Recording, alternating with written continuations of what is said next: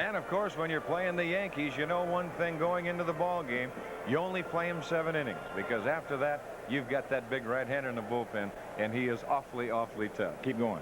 That's it. Well, let's check the starting lineups today. First of all, for the New York Yankees, Kenny. There's Willie Randolph. He'll lead it off and play second base with Lee Mazzilli, who's been swinging a good bat, the designated hitter, batting second. Jerry Mumphrey, a switch hitter, as Mazzilli is. In center field, Dave Winfield batting cleanup in left. Lou Piniella will be the right fielder, with Roy Smalley, another switch hitter, at third base. Big John Mayberry, the first baseman, batting seventh, with Rick Cerrone, the catcher, hitting eighth, and another switch hitter, the shortstop, Rodney Scott. On the mound, as we mentioned, Louisiana Lightning, Ron Guidry, 31-year-old left-hander, just a little bit of a thing, but he can get it up there in a hurry. He is 2-0 against the Sox in '82. He is 8-2 lifetime, and there you see his win-loss record of 11-4. And even though Guidry has had 2 no decisions in his last 4 starts, he is going after his 4th victory in a row. Now for the Sox. Leading off, the center fielder will be Ron LaFleur. Tony Bernazard at second base, with Tom Paciorek hitting third, playing first. Greg Luzinski will bat cleanup, the designated hitter. Steve Kemp will back him up, hitting fifth, playing left field. Mark Hill will do the catching this afternoon and bat sixth, with Harold Baines playing right field, batting seventh. The shortstop will be Vance Law, hitting eighth.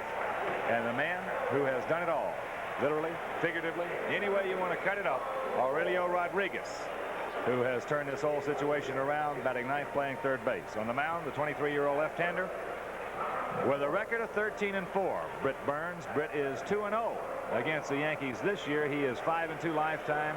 And Don, one of the things about this pitching matchup, this is something that you might go back and you might say back in the early 60s you'd see a Drysdale and a Marichal. You might see the Drysdale and the Gibson. You might see Frank Larry hooked up against Whitey Ford. You don't see those pitching matchups today as prominent as they were in years past, but we certainly have one this afternoon here with Britt Burns going against Ron Guidry. Well, there's no question about that, and as you look at these two this afternoon, you know, you're looking at something every time that I know. I've mentioned this before about Britt Burns when he goes out there, and Ron Guidry is the same way. They kind of fall into that pattern of a Sandy Koufax or a Nolan Ryan, that when they go out there, there's always that capability of when the last out is made, you have seen history made that afternoon or that evening, whichever way it might be, because they're all capable of pitching a no-hitter. Now, you might go out there, and of course the other night, Guidry's last start was last Monday night over in Detroit. I was over there watching Guidry go against Dan Petrie. Now, what better matchup could you ask than Petrie and Guidry? And all of a sudden, Guidry was out of there in 2 2/3 innings. They'd scored 7 runs, the Tigers had, and they went off to a 7-0 lead. And you figure that ball game is all over. All of a sudden, here comes the Yankees back, and before the dust had cleared, they had knocked Petrie out and won the ball game 9-7. So that's what I said. If you can ever put this game in capsule form, none of us are going to be able to spend the money, whoever invents that capsule. You can't do it. There are no definitive answers on how those juices start flowing out there, because of the fact that adrenaline is a key factor. And now we'll check the Sox for you defensively. On the left side, it'll be Rodriguez at third, with Vance Law the shortstop. Tony Bernazard at second, with Tom Paciorek the first baseman. In the outfield, Steve Kemp in left, Ron LaFleur in center, with Harold Baines in right. The battery this afternoon, Mark Hill behind the plate, and Britt Burns on the mound. There's a big left-hander, and as we mentioned, he is on a roll. He is working nicely. He is throwing the ball well. He is within himself. He has good rhythm, good tempo out on the mound. He's come up with a good curveball. He has more confidence in it right now than he has at any point this season. And when Britt was struggling earlier in the year, even though his record would not indicate it, if you looked at it just on the surface, there were a lot of underlying factors there that he was not doing the job he should have been doing. It just goes to show you the talent that Britt Burns does have. So he's got his hands full. He's got a lot of right-handed hitters in there this afternoon. He's got 4 switch hitters he will be facing, as Willie Randolph will lead it off in the color for you. Here's Don. Thank you very much, Ken, and once again, good afternoon, everyone. Willie Randolph to lead it off. He'll be followed by Lee Mazzilli and then Jerry Mumphrey in that order. The 4th and final game of the series, the final game of the homestand, and we're ready to go. And there's the strike, and we're underway. Boy, there's a good fastball by Burns right out of the chute.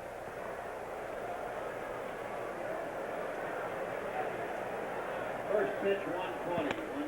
On the corner, and 0-2 very quickly to Willie Randolph, who's hitting .256 with 2 home runs and 30 RBIs on the year. Oh, Boy, there's a close pitch. 197 earned run average against the Yankees. The count 2-2. Brett at this point just getting it and throwing it. Well, there's only one way to do it, and you may as well do it that way, as Randolph strikes out, strikeout number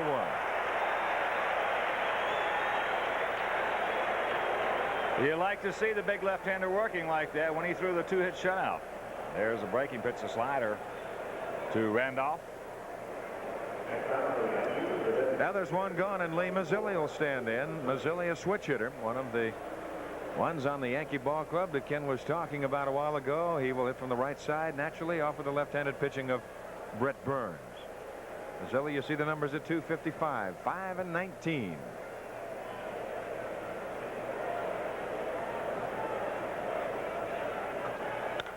Pops him up. Pashoric battling the sun, and that is out number 2.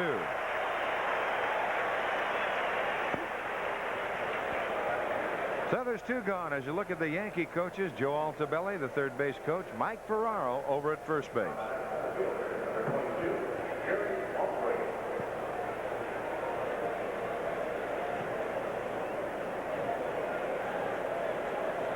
Mumphrey hitting an even 300 with 4 home runs, 39 RBIs on the year.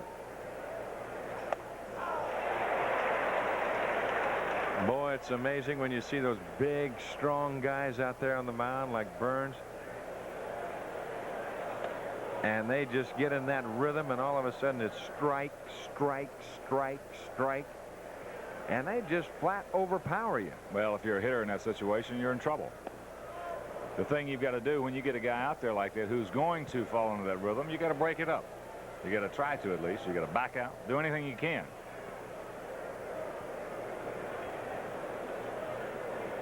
Two balls and a strike to Jerry Mumphrey.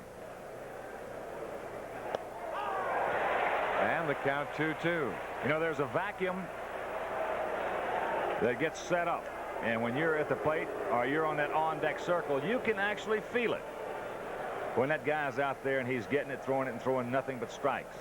And sometimes you just can't do anything about it. There it is. Mumphrey almost falls down, striking out. The side retires. 3 up, 3 down. And after the first half inning of play, it's the Yankees nothing, the White Sox coming up.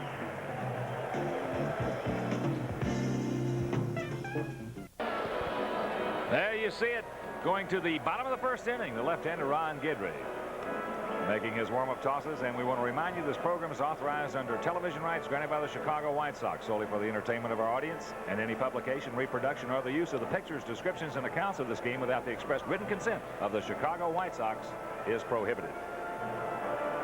And also, fans, a reminder that the last White Sox fireworks show of the year will take place Friday, August 27th, following the Sox game with the Kansas City Royals.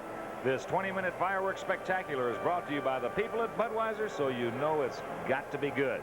For tickets, just dial the letters that spell Call Sox, 225-5769, and use your Visa or MasterCard. There you see the defensive alignment for the Yankees. Smalley and Scott on the left side of the infield, with Randolph and Mayberry on the right side. The outfield of Winfield, Mumphrey, and Piniella from left to right, and the battery of Cerrone and Guidry. Louisiana Lightning right there. Not only a fine pitcher, but a fine all-around athlete.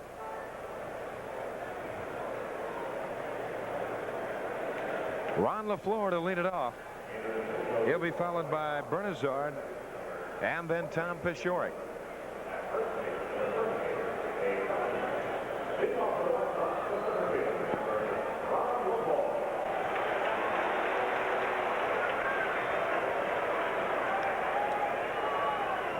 Now Guidry ready to go to work and misses low. 1 ball and no strikes. LaFleur hitting .293 with 4 home runs and 24 RBIs on the year.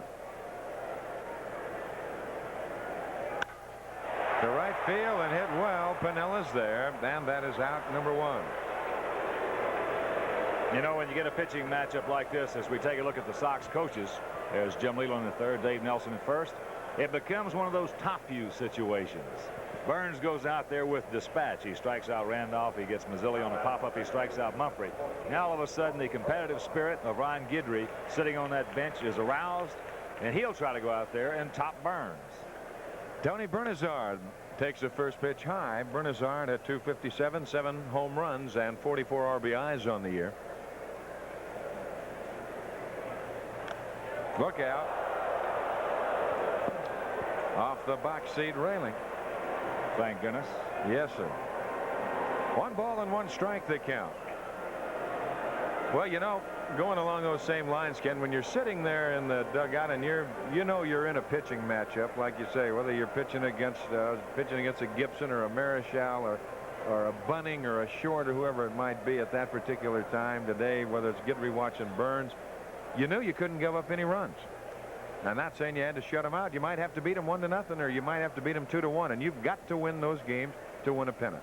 But one of the things about that, down the line, hooking in the corner, it's a foul ball. Bernazard will come back, and that's just a long strike, and the count is 0-2. you know, one of the things about that thought, though, is that 9 times out of 10 when you're sitting over there thinking that, it's not a pleasant thought. But sometimes it can be fun thinking that, because it just gets that adrenaline flowing even more. It's the same way when you've got a big game and you're facing a tough pitcher out there on the mound. If you're going into the game saying, boy, this guy is tough, I'm in trouble, blah, blah, blah, then you're hurting yourself. No, you can't do that. If you look at it as a challenge and say, I'm going to have some fun with this guy today, get a couple of hits, knock in a couple of runs from my teammates, then you can have some fun up there. I used to try and break a game down into 3 sections, take them pitch by pitch, hitter by hitter, and inning by inning. And if you do that, it doesn't make any difference who they throw out there against you. So Bernazard strikes out.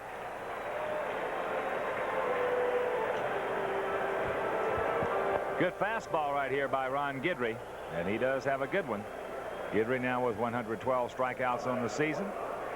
Burns coming into the game had an even 100, now has 102. Here's Tom Paciorek. Makes that slider down low. The count is 1-0. Tommy at 318, 9 home runs, 45 RBIs on the year.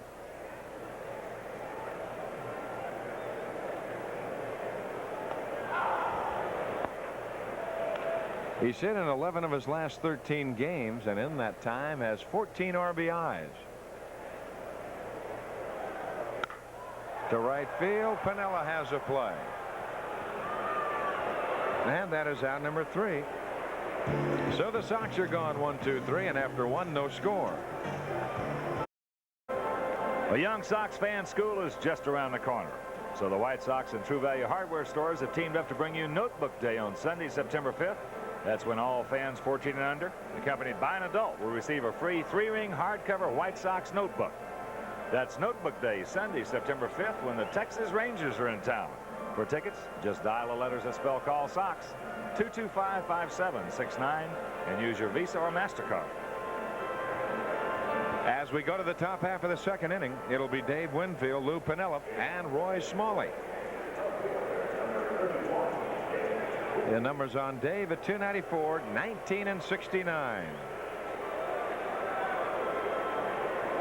Had a night off last night as manager Clyde King gave him I'm sure, a well-deserved day's rest.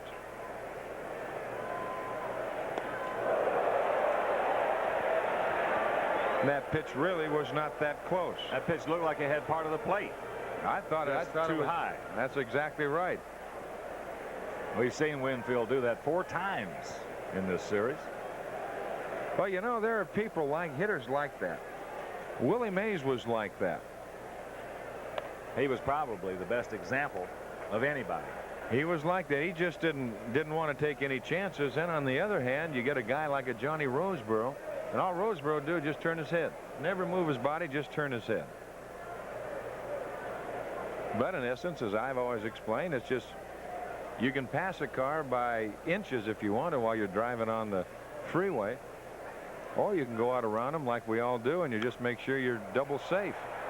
That's fouled away, and the count 2-1, and that's the way Mays was compared to Roseboro. They tell me that the best that ever played the game in that respect was the fellow who was out here yesterday in the old timers game, the big cat Johnny Mize. They said you could not get him off his feet unless you threw it at him at the shoulder and the rib area. If it was at his head, he'd just move his head a little bit this way or a little bit that way. 2-2 the count. Well, the big cat, I had a chance to see him after the game last night. Boy, he's a dandy. Pretty good breaking ball. Nice man. Yes, he is. Very nice man. Yes, that was a good breaking ball. Little low. Had a chance to be on a club that he was a hitting coach, Kansas City, for a couple of years.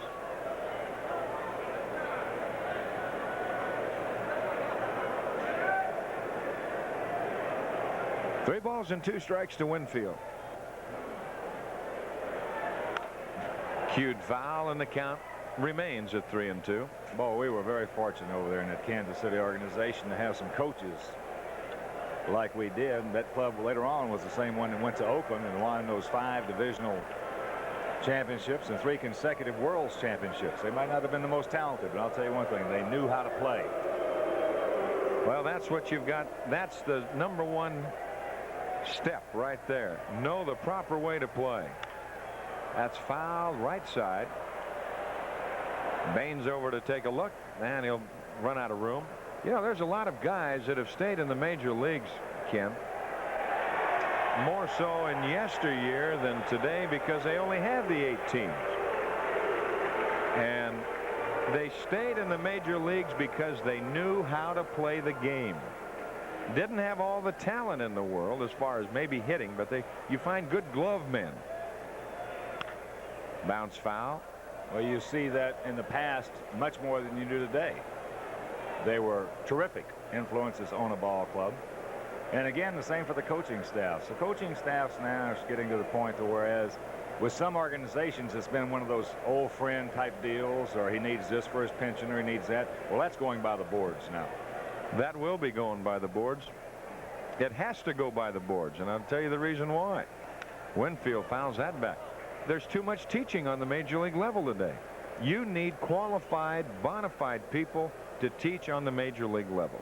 That's all. That's a flat, simple business statement right there, but it's true in this game. Well, it's a business. It is a business. There's You're no right. question about it. And you've got to have people out there, and if they don't do the job, well, they're vulnerable. Right to Bernazard, and that is out #1. So Winfield fought Burns hard, finally lines out to Bernazard, and Lou Piniella will come on. And the reason that there's such a teaching, as you look at that replay again, a teaching aspect on the major league level today, you talk to scouts that are around, there could be 100 players in the major leagues that shouldn't even be here. Well, anytime that's you've because got of 26 expansion. Clubs. You've got the 26 clubs, and you're going to have a lot of unqualified players as far as knowledge of the game. They might have the ability. It's not, and it's taking nothing away from the youngsters. It's really not their fault. It's just the way the structure of baseball has turned. Piniella fouls it away, and the count is 0-1. Lou hitting .305, 3 home runs, and 28 RBIs on the year. But certainly is no fault to the youngsters whatsoever. My goodness, who in the world wouldn't get to the major leagues? Everyone's ambition, if you're a professional baseball player, is to get to the major leagues as fast as you can. And well, they're you're not going to turn them down. No way. But that's why you need the qualified coaching staffs, because of the youth in the major leagues today. But if you took, I'll tell you where you would really, some of the old timers were talking about this, and a lot of them right now are scouts for other ball clubs. Not a whole lot, but the few that are. They were saying that if you want to see good baseball and you want to see some good pennant races, they said just take Major League Baseball today, put it back to the 2 8-team leagues, take all the expansion clubs, get rid of them, but take their players that are qualified to play in the major leagues, and you're going to find some tough baseball. And I mean really tough. You stop and think about it. All you folks at home, you take all the expansion clubs. Go back to your regular 8-team leagues as Piniella strikes out on a good slider. So that is strikeout #3 for Brett Burns. Good breaking ball right there from Burns. Threw it hard, got it in a good spot. Awful tough for the hitter to make the adjustment too. And that'll bring on Roy Smalley with 2 outs in the Yankees second. Smalley hitting .257, 11 home runs, and 40 RBIs on the year.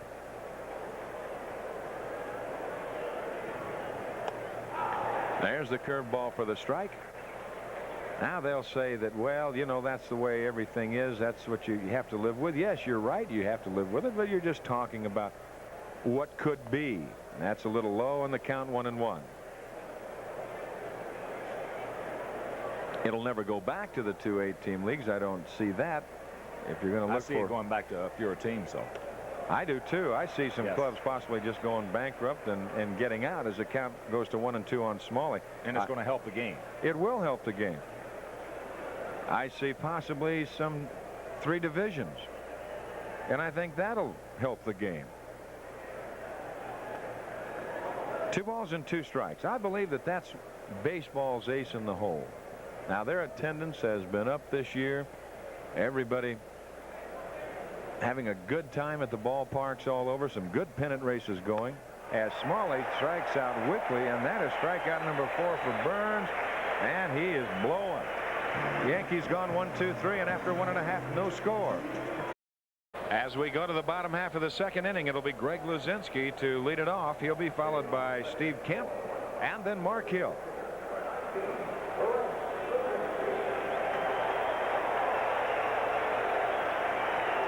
Luzinski at .287. He has 14 home runs, 79 RBIs on the year.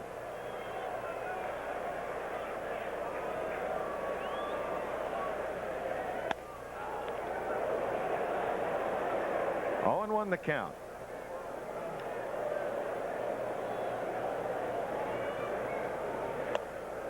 Missing outside. The count goes to 1 ball and 1 strike. The left-hander dropping down a little bit, trying to turn it over.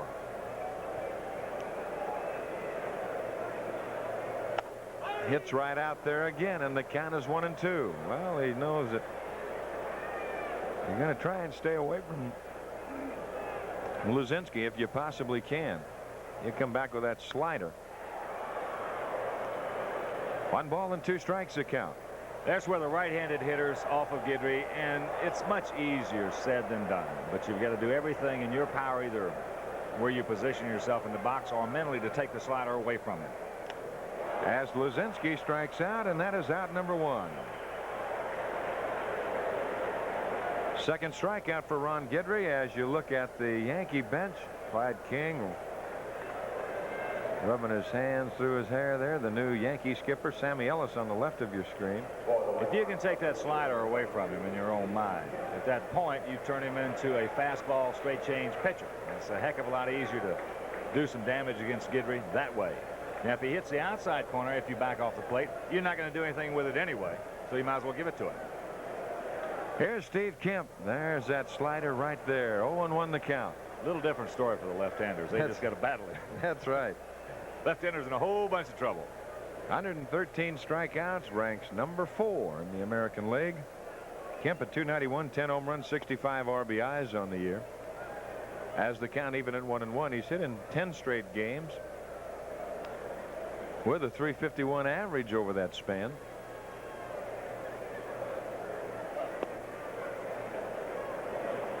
The count goes to 2-1.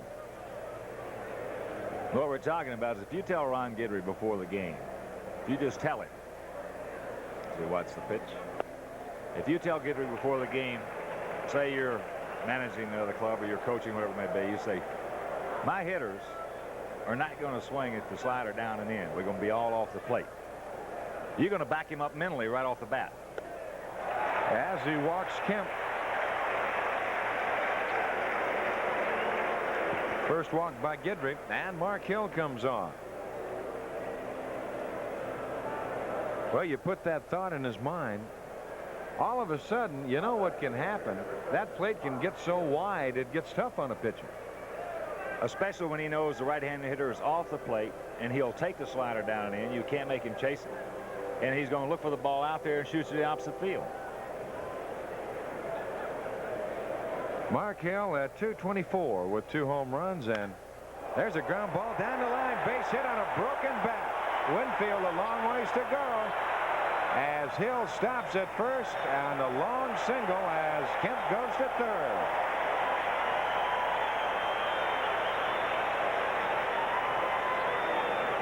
old saying, they don't make them like they used to. He hits this ball pretty hard, catches it a little towards the end of the bat. The bat explodes on him, and there's a line drive right by Roy Smalley. Smalley did not get a jump on that, and it's easy to understand why if you see the ball in the head of the bat coming at you. But Hill would have no chance going into second base with the arm of Dave Winfield, and the Sox right here have a golden opportunity off Gidry. And Harold Baines will be the hitter. Baines at 261, 16 home runs, 74 RBIs on the year.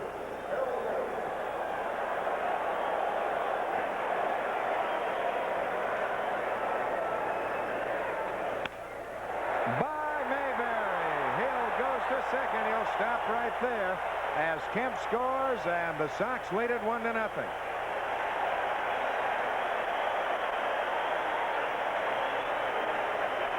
Harold gets a good pitch right there. The fastball just inside the plate. Looked like it was inside the strike zone. Didn't kill it, but Mayberry with not much range. In fact, the Yankees with not much range at the corners this afternoon. Smalley at third and Mayberry at first. Just got it by him. And that'll bring on Vance Law as you check in the Sox dugout. Kuzman walking towards you. You see Steve Kemp. And Vance Law will be the hitter. Vance at 286, 3 home runs and 26 RBIs on the year.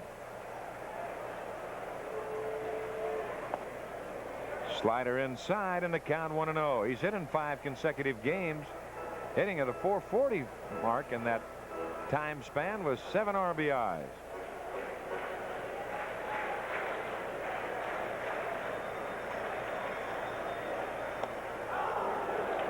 One ball and 1 strike.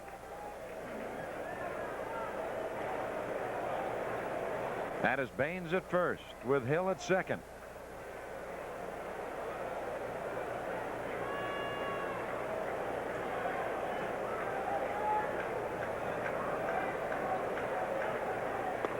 Missing inside with a slider. The count goes to 2-1.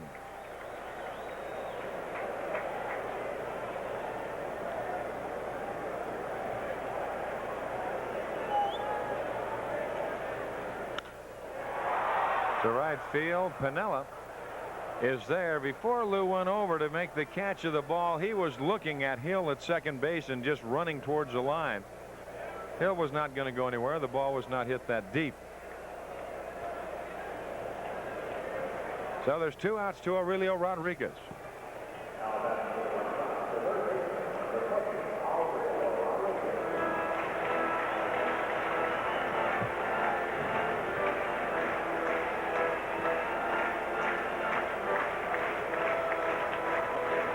Rodriguez at 212 with 3 home runs, 16 RBIs on the year.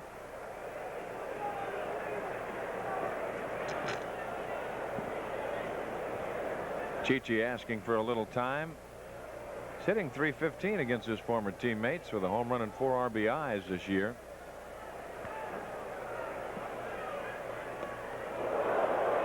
Oh, and 1 the count. He got Gidry in Yankee Stadium. He knows Ron's pattern out there, so he feels, I think, very, very comfortable to play against Gidry. The only thing is you've got the exceptional ability out there. Now, if he makes a mistake, Chichi's got a good chance to get him. Baines and Hill on the bases.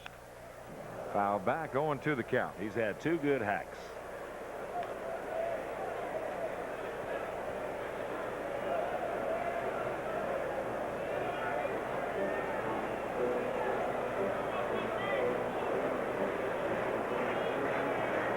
Now balls and 2 strikes, 2 outs, 2 on. A run in, the Sox on top, 1-0. We're in the bottom of the second.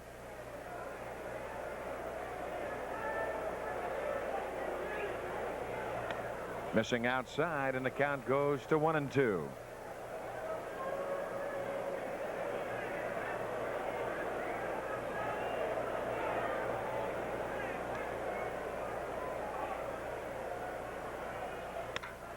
Shot right to Scott. He goes to Randolph. They get the force at second. The side retired. But the Sox pick up a run on 2 hits.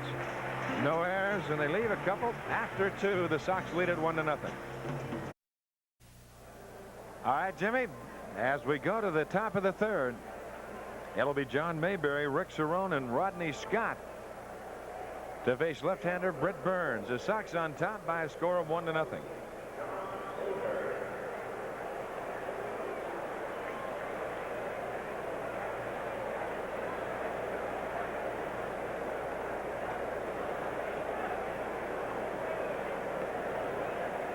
Burns ready to go to work. Mayberry takes a strike. John at 216, 10 home runs and 28 RBIs on the year.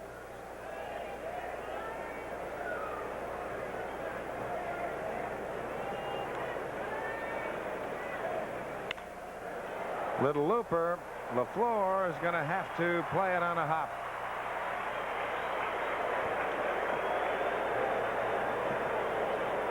Now Mayberry's aboard a leadoff single, and that'll bring on Rick Cerrone.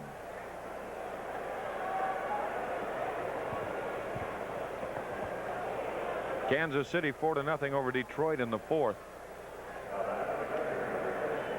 Toronto will be at Milwaukee.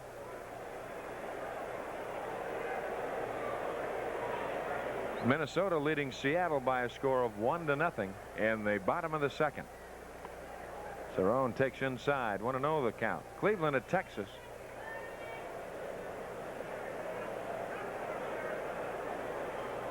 California will be on the coast at Oakland this afternoon. And Boston Baltimore underway, scoreless after 4. There's a strike and the count goes even at 1-1.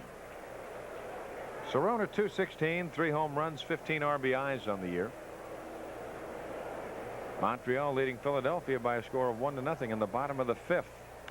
A bunt attempt. Rodriguez makes a play back to first. It hits Cerrone in the head. Now Cerrone going down the line. He got hit in the head by that throw by Rodriguez. Got him right in the coconut. Knocked the helmet off. But I think he's going to be all right. Well, thank goodness they got him in that hard spot back there.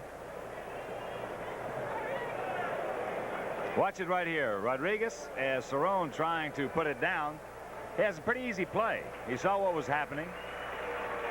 Now the throw into the line. Cerrone had his helmet on. He's all right. Rick will be okay. Goes back to the dugout. There's one gone. Mayberry remains at first. What he did, he saved an error on Rodriguez. That ball would have gone into the camera well.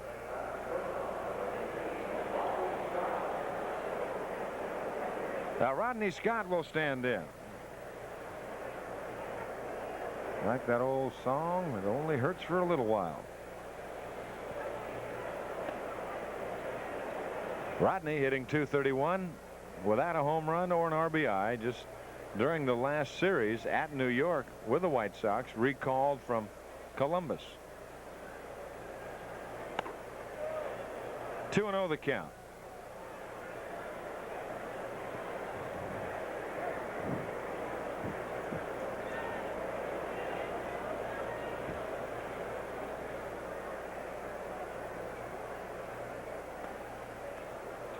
That's low, ball 3, and of all people where you just want to get a ball over and throw a strike, it's to Rodney Scott. You don't want to lose him and then have to go to the top of the order.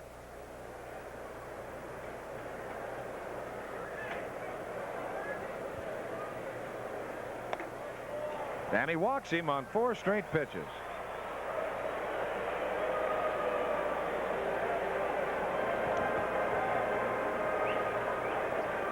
So the first walk issued by Burns, and that'll bring on Willie Randolph.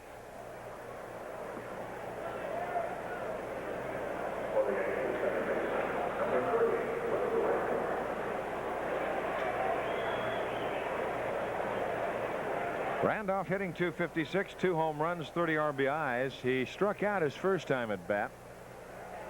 Right back through the mound, and it goes right to the bag. They step on it, not in time.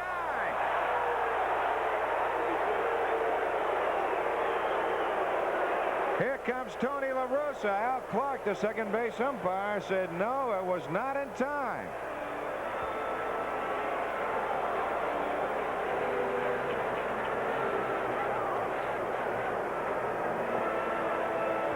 Well, at least it saves a run right here because that ball was headed towards center field. Vance has just got to wait for it to come down. We couldn't tell right there. Al Clark had the best shot of anybody, standing in good position to make the call.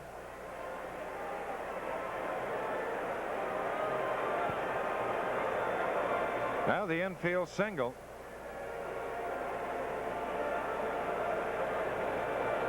Herman Schneider, the Sox trainer, out to check with Britt Burns.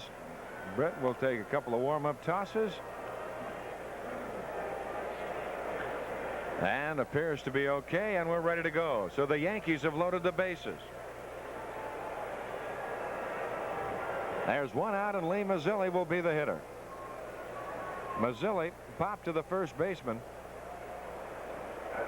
Tom Paciorek, his first time at bat. Infield double play depth.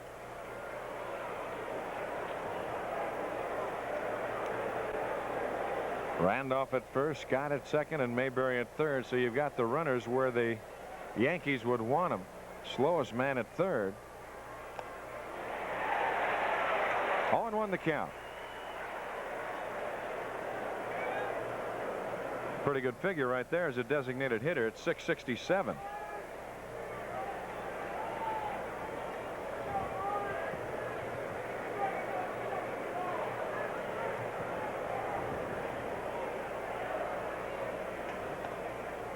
Just missing inside, the count 1-1.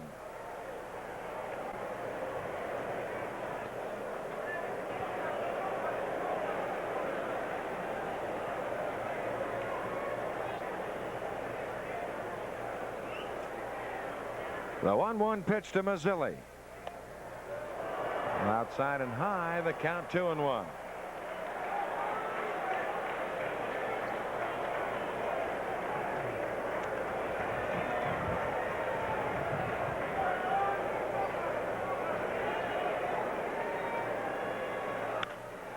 Loop foul right side, and the count goes even at 2-2.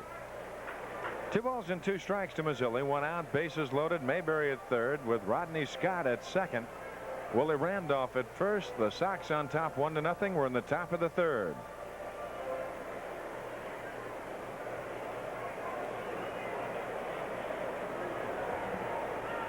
Well, the Cardinals are clobbering Pittsburgh 11-0 in the 7th inning. Got him on a good slider. Yes, sir. That might be the biggest pitch of the afternoon right there. Only time will tell. It very well could be. The good breaking ball right here from Burns. Took a little something off of it. And Mazzilli out in front. A big strikeout, hopefully. Now Jerry Mumphrey will stand in. He struck out his first time at bat. That is strikeout number 5 for Britt Burns.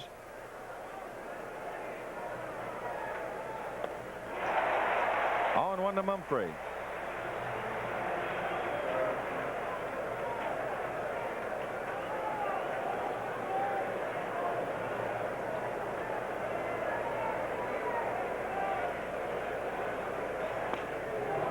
Just missing inside, and the count goes to 1-1.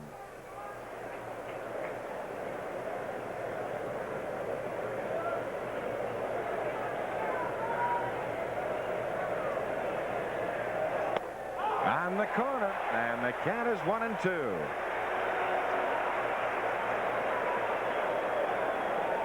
One ball, 2 strikes to count. Infield, outfield about straight away.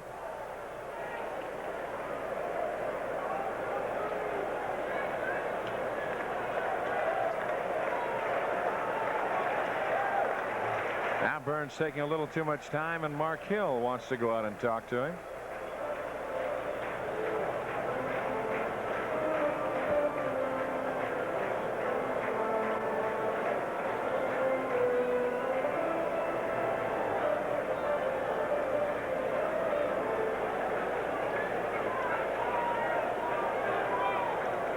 One ball and 2 strikes to count.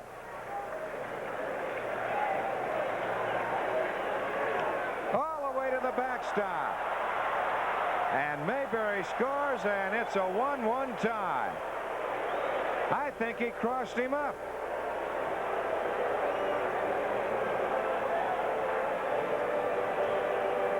The fastball right here. You see Mark sitting down.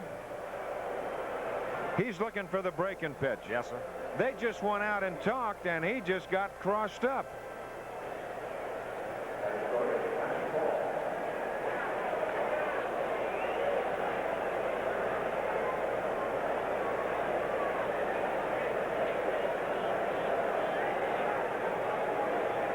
That's hard to believe after you've just had a conversation on what you want to throw and then turn around and cross somebody up.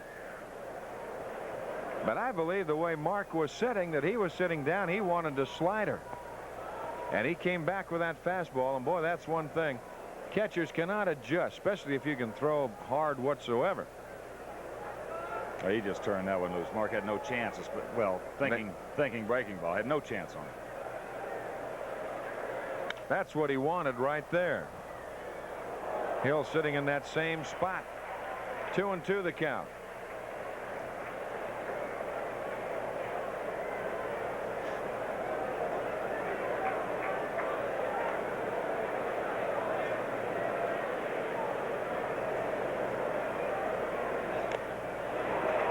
Foul tipped out of the glove, and the count remains at 2-2.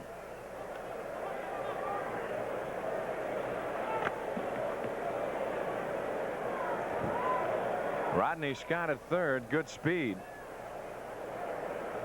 Willie Randolph at second base with good speed.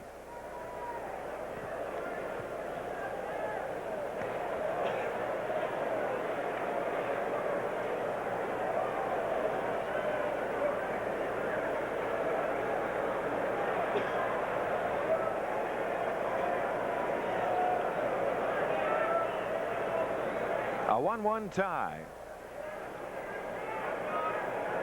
Now time call, and Hill will go out and talk to him again.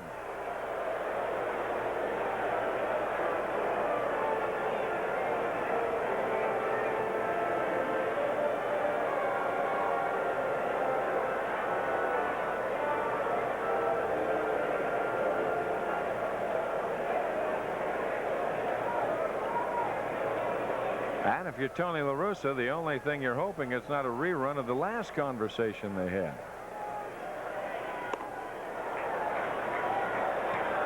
Full count, 3-2.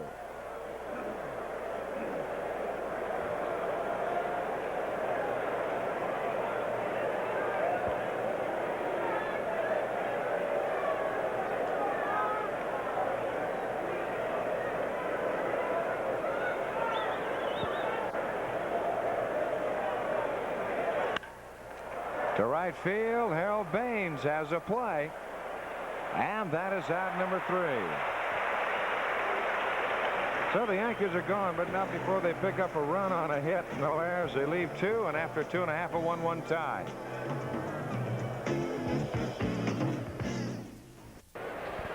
That's the story from Comiskey Park this afternoon after 2.5.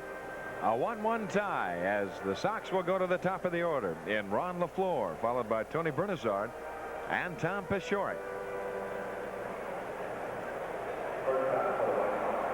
LaFleur line to right his first time at bat. The outfield for the Yankees, they will swing to the right, everyone except Winfield, who's straight away and left. One hop to Smalley. Out number 1. And that will bring on Tony Bernazard. Bernazard struck out his first time at bat. I mentioned before, after the game, the Sox will board their charter, move on to Texas. And 3 with the Texas Rangers starting tomorrow night, Tuesday night, Wednesday night. And after Wednesday night's game, they will once again move on to Kansas City, where they have a big 4-game series with the Kansas City Royals starting on Thursday night. On 1 to Bernazard.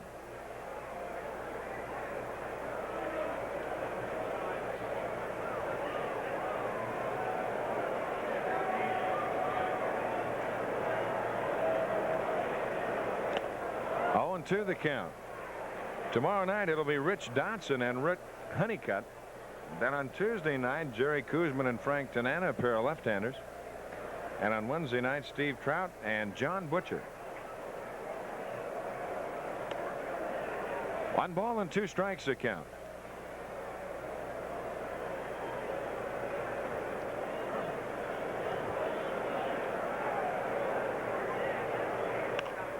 Fouled right side out of play.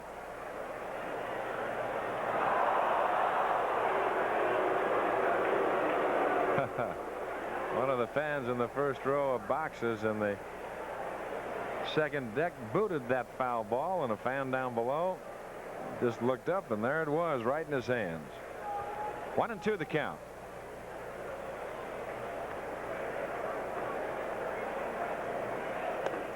Little high. The count goes even at 2-2.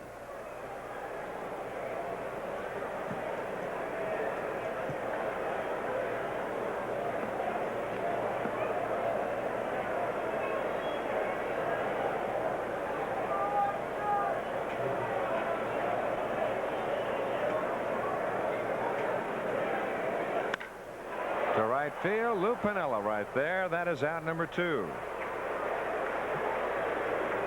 Now very quickly 2 gone, and Tom Paciorek will stand in. Paciorek flying to right his first time at bat.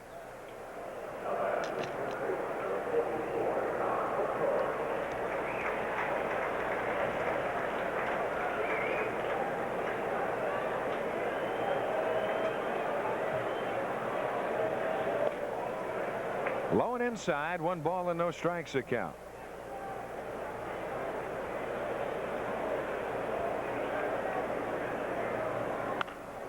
That is fouled back over the roof on the right side. The count goes even at 1-1.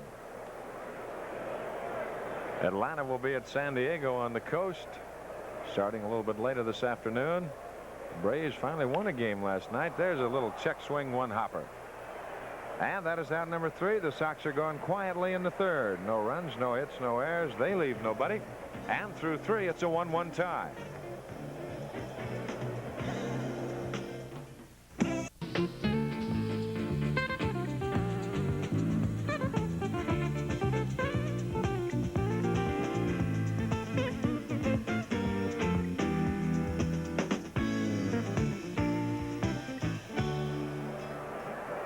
Along with Ken Harrelson, I'm Don Drysdale, and happy you've joined us this afternoon from Comiskey Park. 4th and final game of the series. The Yankees trying to make it an even series as they get out of town, winning their 2nd game. The Sox trying to take 3 out of 4, and right now through 3, it's a 1-1 tie as we go to the 4th. And to call it for you, here's Kim. Thank you, Donald. Big left-hander Britt Burns will face Dave Winfield, Lou Piniella, and Roy Smalley to lead off the 4th. Totals on the board identical. 1-2-0 for each team. Winfield 0 for 1, lined hard to Tony Bernazard. That was in the 2nd inning. Winfield hitting now at .293 on the season. Big 6'6" left fielder. Inside. These 2 teams have met 11 times this year. Sox winning 7 times. So that will tell you that this will be the first time the Sox have won a season series from the Yankees since 1972. Outfield, a couple of steps towards left for Winfield. There's some scores for you. You see the Orioles and the Red Sox. 0-0 in the 5th. Kansas City leading the Tigers 4-0 in the 5th. At County Stadium, no score. Montreal over the Phillies 1-0 in the 6th up in Canada. Outside 2 balls. Ketchuk 3 balls, no strikes. Cardinals thumping Pittsburgh 11-4. That's game number 1.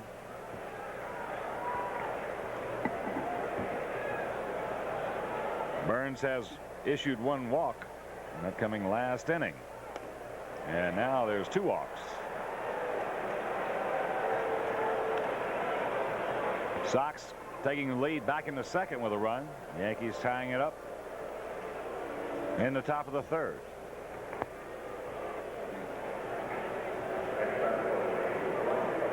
So now the 38-year-old veteran Lou Piniella, the right fielder. He struck out his first at bat. Burns has 5 strikeouts.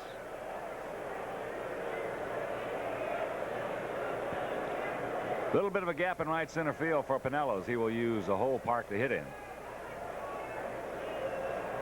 Lou now making his home in Temple Terrace, Florida. Started off with the Cleveland Indians, Kansas City Royals.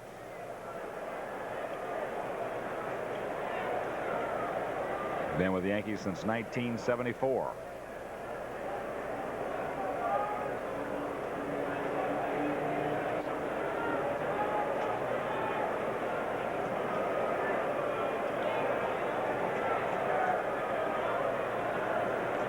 Piniella trying to slow this action down here a little bit more.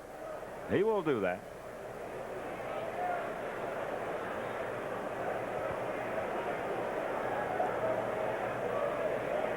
Up high.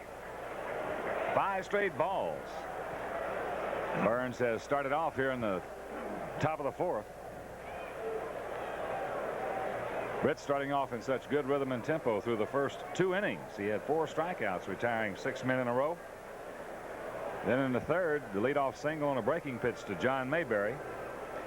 Cerrone popped up trying to bunt. He walked Scott. It turns out that was a big walk. An infield hit by Randolph. Mazzilli struck out, and then Mumphrey at the plate, bases loaded as Ken Silvestri out, and a pass ball. Looked like the Burns crossed up Mark Hill.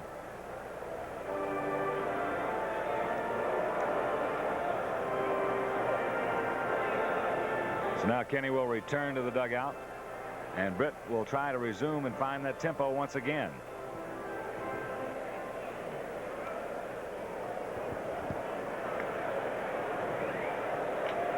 Third start of the season for Burns against the Yankees.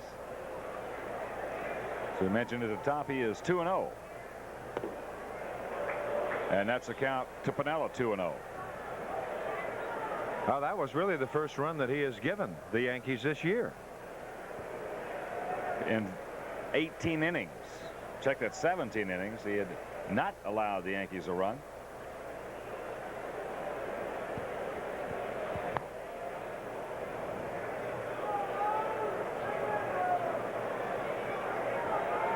Winfield with a good lead at first. He's got a good lead, and all it takes is 1.5 steps to get back. His strides are about 12 feet long when he gets moving.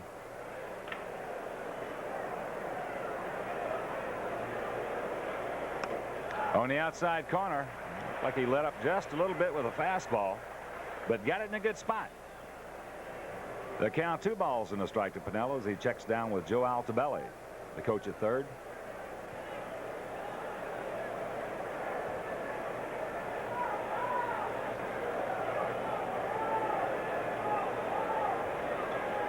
Winfield's gone. Ground ball. Rodriguez on a nice play. Now drops it, picks it up. The long peg to first, not in time. Everybody's safe. That'll be an error on Aurelio Rodriguez.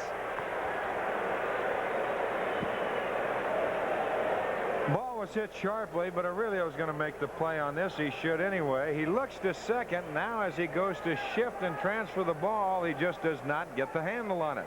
Then by the time he picks it up and goes on to Bashorek, not in time to get Piniella. So a walk and an error and have Burns in trouble. Roy Smalley. It'll be foul as Tom Bashorek picks it up just inches to the right side of that foul line. Smalley also was a strikeout victim his first at bat. That was to end the 2nd inning. Burns just threw a fastball right by him.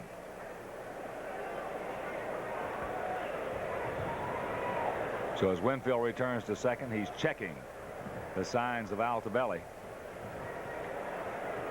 No balls and a strike.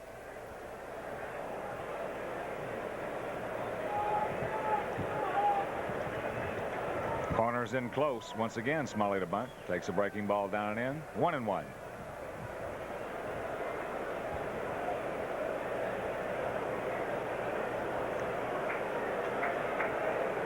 Now you got to figure right here with Ron Guidry going for you and knowing Clyde King, why you're going to just try and pick them up one at a time if you possibly can. So that's why the sacrifice would still be in order. Both ways. Out in front. Burns has got to play at third. They get him.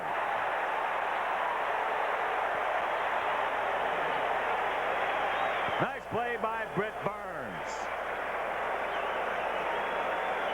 Winfield still upset. Now here it is, and Britt comes in. They're yelling third right away. He does not get that good of a handle, but he gets it over to Rodriguez in time, and boy, that's close. That is really close. Look at it again. Now you can see the closeness from the other angle a little bit better, but that is a close play at third. And now I believe Tony La Russa talked to Ted Henry, wants to find out exactly how Burns feels, whether he might be hurt. This will not count, I would imagine, as an official trip to the mound. He's coming out. He's hurt. Boy, that can be a blow for the Sox right there.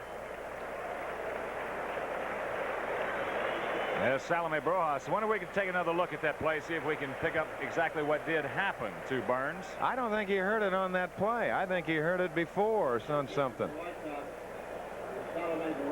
Let's take another look and see if indeed we can pick anything up here.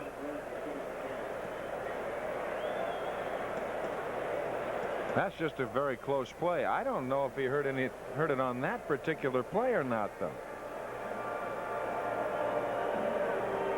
Well, anyway, Burns will depart. Salome Barojas will come on. And we'll take a break here in the top of the fourth with one out. Piniella at second, Smalley at first. We'll be back in a moment. Salome Barojas will get all the warm-up pitches he needs as Burns left due to an injury. So Salome coming on here in the top of the fourth. In a 1-1 ball game for Barojas, this will be his 44th appearance of the season. You see the record. Salome is working 76 1/3 innings. He's given up just 67 hits. He has walked 32 batters. He has 41 strikeouts, and he's thrown 6 home runs. So the partial line on Britt Burns will be 3 1/3 innings of work. He gave up 1 run that was unearned, 2 hits, walked 2 batters, and he had 5 strikeouts. So we will try to check and find out exactly what indeed did happen, the reason for Burns' departure. And as soon as we receive that information, we will pass it right on to you.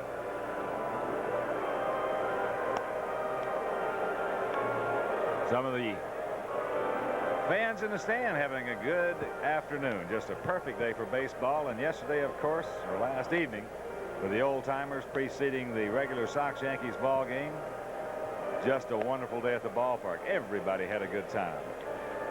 You know, it's going to be interesting to find out, number one, what happened to Britt Burns, and number two, when it did happen. I don't know. On that bunt play, it didn't appear that, yeah, he threw a ball flat-footed, but that didn't appear to be anything really wrong with it right then and there.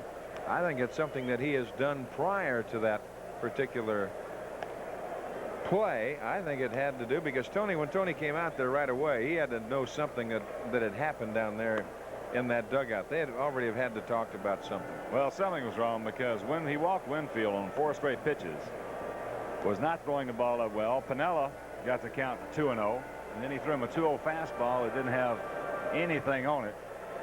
So we'll just have to wait and see rather than speculate. It could be that he did hurt it indeed before the play, or it could be that throwing flat-footed he may have pulled something in his shoulder or wherever. So Barojas will continue. As we mentioned, when the pitcher comes in like this because of an injury, he does get as much time as needed for the warm-ups. We'll recap the scoring for you right here.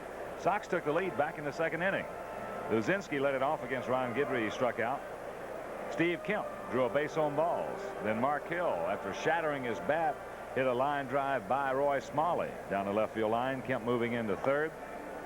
That was just a single for Mark. Then Harold Baines drove one by John Mayberry at first base to knock in Kemp, and that's how the Sox got their 1 run. Yankees came back in the top of the 3rd. A leadoff single by John Mayberry. Rick Cerrone then attempting to bunt, popped it up to Rodriguez. A walk to Rodney Scott. An infield hit by Willie Randolph loaded him up. Then a big strikeout. Burns struck out Lee Mazzilli with the bases loaded. But with Jerry Mumphrey at the plate, evidently he crossed up Mark Hill. There was a fastball thrown that Mark could not come up with. They gave him a pass ball. At that point, Mayberry scored the tying run, and that's how it stands right now. So Barojas comes on here in the top of the fourth. The 1-1 tie. Piniella at second, Smalley at first, 1 out, and Mayberry the hitter. Mayberry, 32-year-old veteran coming over from Toronto. And the Dave Revering deal. Revering, by the way, has been cut loose by the Blue Jays.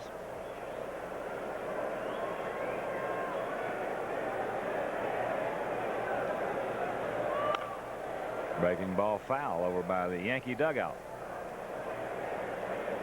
Fourth and final game of this 4-game set, and the final meeting of the two teams in 1982 regular season.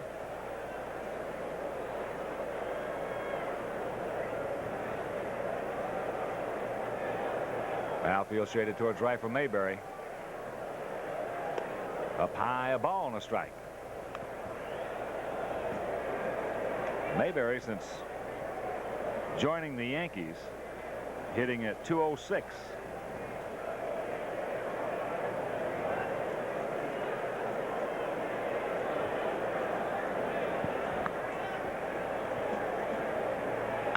Ground ball. Paciorek will just take the play at first himself. That's out number 2. Piniella into third, Smalley into second.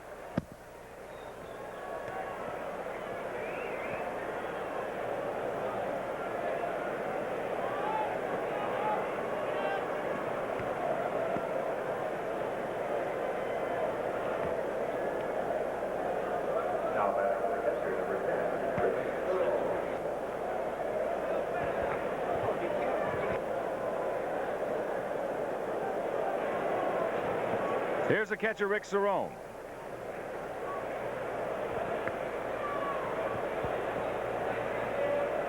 Breaking ball strike. Good pitch. A beauty by Barojas. Right on the outside corner. Cerrone now hitting at 214.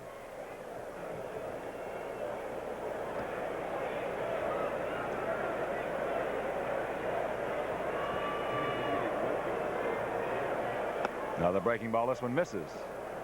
1-1 the count. Well, the Sox right now kind of afforded the luxury of using a Barojas early in a ball game because they've got Dennis Lamb down there to come in the last couple of innings if they have to, and that's got to be helpful. Drops down on him. Fastball right on the outside corner. A ball and 2 strikes. Well, the job done by Jerry Kuzman coming in the starting rotation afforded Tony La Russa the luxury of putting Dennis Lamb in the bullpen. Or Dennis, as we all know, can either be the first man out for long relief, he can be the middle man, or he can be the short man. So you can do certain things out there. It just changes the whole scenario around. Breaking ball. Vance Law, easy 2 hopper. Paciorek gets it. So Barojas comes in, does a good job. Does not allow the Yankees to score with men on first and second, 1 out. So nothing across here in the top of the 4th for New York. And after 3.5 from Comiskey Park, there are the totals.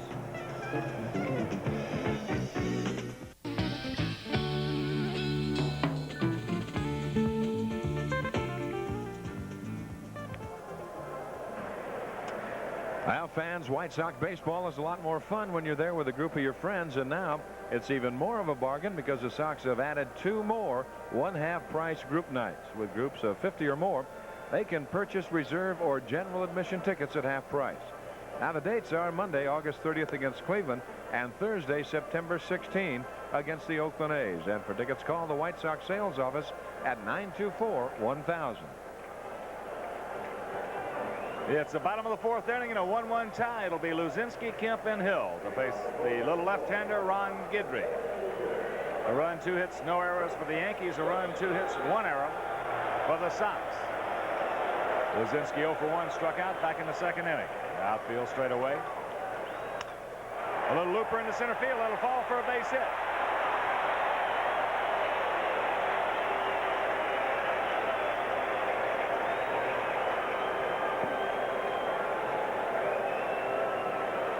Bull catching that one right off the end of the bat. So a leadoff single by Greg Luzinski. And here's the left fielder, Steve Kemp. Kemp drew a walk back in the 2nd and has scored the only Sox run of the ball game.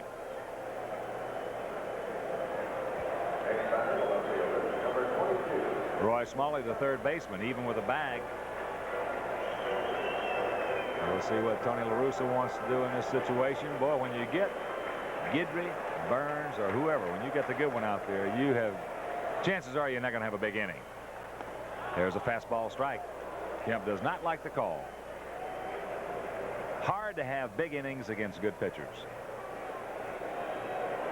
There you see Mayberry playing behind Luzinski at first.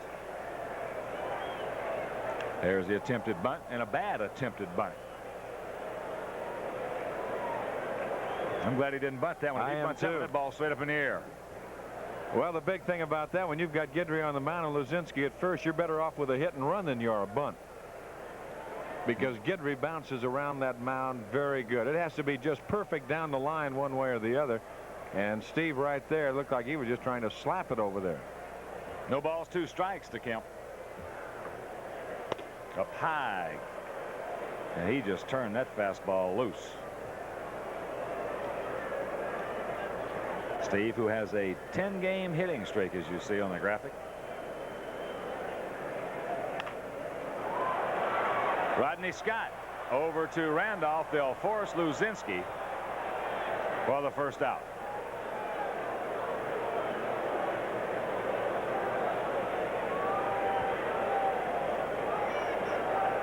Well, you can see exactly what I was talking about before is you've got to start the bull. If you get him started, then you're all right. As there, they just take the lead man and they take the go-ahead run away from second base. Here's a catcher, Mark Hill. Well, you get the rock in the hard place right there with a left-handed hitter against the tough left-hander Guidry. But if you want to get him down there, that would be the preferred way, is the breaking ball over for a strike. Mark had a single back in the second inning, setting up the Sox first run. Outfield straight away for Marcus. Fastball down low. A ball and a strike to Hill. Here you go along, you'll see certain managers right now in a situation like this where you've got Hill, a good double play man, they will start Kemp just to stay out of the double play. One hopper. This should be 2. Randolph drops it.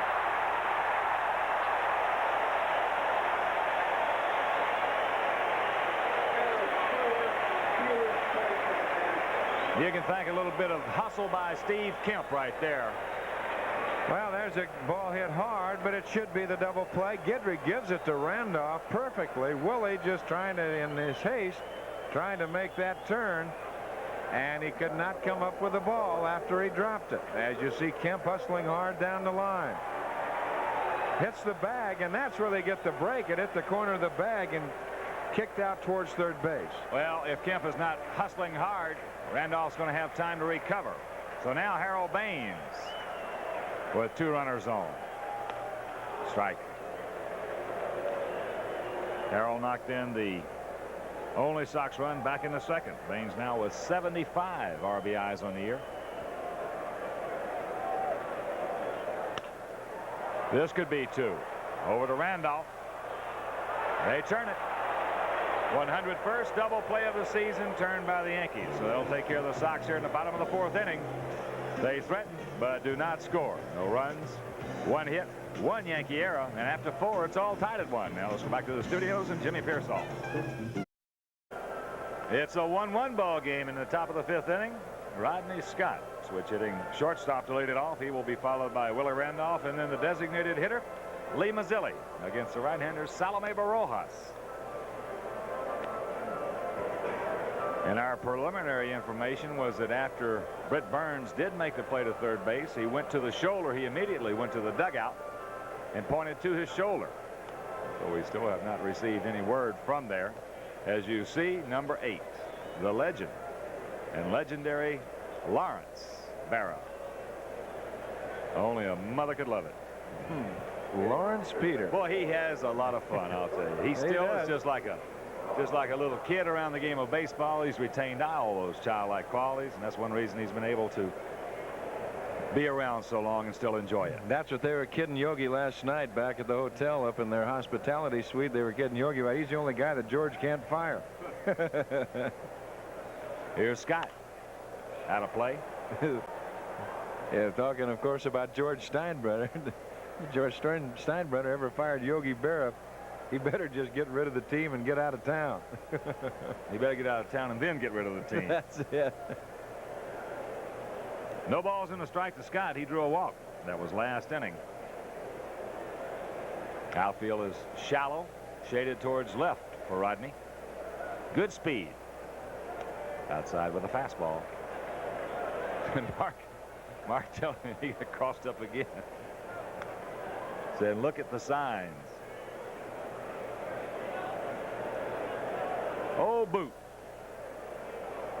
Boy, he's done a good job when he's been called upon. Sinker misses. 2 balls and a strike. You don't want to get too fine with Scott. You got to make him hit his way on. That's exactly right. Don't walk him. Ground ball. Bernazard deep in the hole. Got to hurry. He will. Gets him by a step and a half. Made it look routine. Nice play, Tony. That was a real good play, and he had to make that play going to the opposite side, going away from the throw and everything, and he's got a man with good speed going down the line. But there's that good body balance, and he makes it look easy. Another angle. Watch him throw that and come backwards, right straight back. After that, it's just routine once the ball's in the air. Here's Willie Randolph. Little chopper. Somebody's got to hurry. Forget it. Randolph. Little swinging bunt down the third base line. He'll be 2 for 3 now to get an infield hit back in the third. Well, there's nothing you can do about this. That's just a base hit all the way. The only thing you hope that it might hit something and kick foul. But it's not going to do that whatsoever, and you pick it up and say, well, we'll try and get Mazzilli. That's it. Get the next hitter. Switch hitting Lee Mazzilli. He has popped up to first, and he has struck out. A run, 3 hits, 1 error for New York. A run, 3 hits, 1 error for the Sox. Milwaukee leading Toronto 1-0. Top of the third at County Stadium. That's inside. Minnesota on top of Seattle 1-0. Bottom of the fourth at the Hubert Humphrey Metrodome in Minneapolis. Later on, Cleveland will be at Texas. Charlie Huff will be in that ball game for the Rangers. Knuckleballer. Glad Sox are going to miss him. It's funny how during the course of a big road trip, or you get down to the last 7 weeks of the season, it's funny how the sequence of events and circumstances come into play. Oh, that's really true. You'll just like he just talked about, going into a town, and here's a man that's tough. Charlie Huff is tough. Knuckleballer, and all of a sudden they're going to miss him. Those things all add up. They sure do. A ball is striking out. Randolph with better than average speed at first base.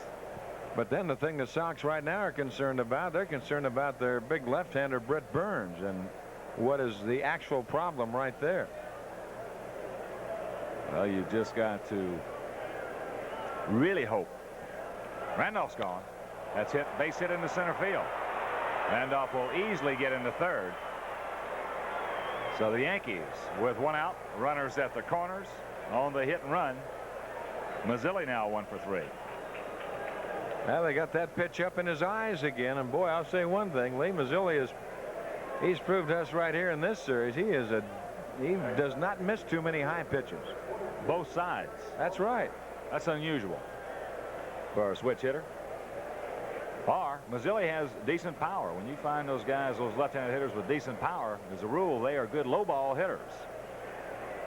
So Barojas in trouble as another switch hitter steps in.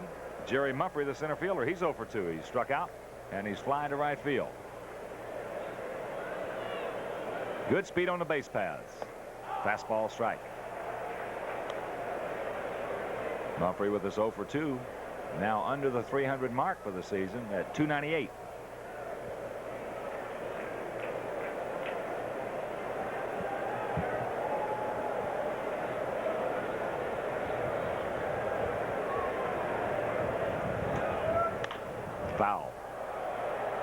No balls, 2 strikes. Not a particularly imposing crowd on hand this afternoon, the way the Sox have been going. Had 41,000 plus last evening.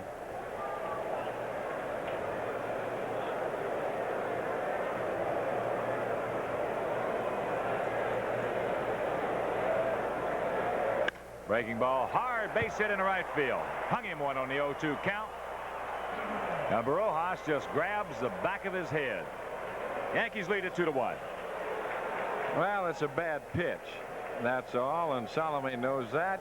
You got 0-2. You can't throw that kind of a pitch. He lit up on his motion and just threw it right up in the eyes of Jerry Mumphrey.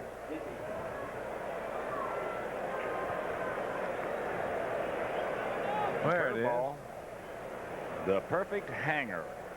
It's not even a good 0-2 pitch. Forget if you hang it. Mercy. So here's the big man in left, Dave Winfield. He has lined hard to second and walked.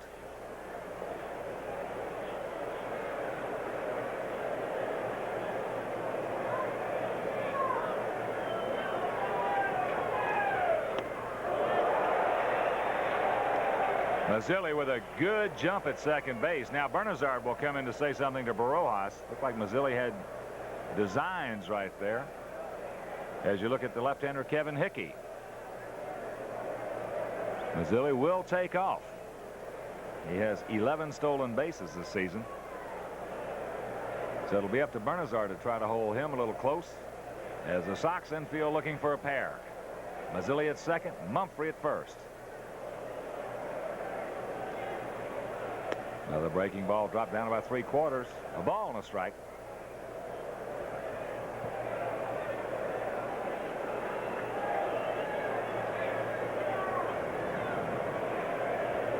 Two runs, 5 hits, 1 error for New York. 1 run, 3 hits, 1 error for the Sox.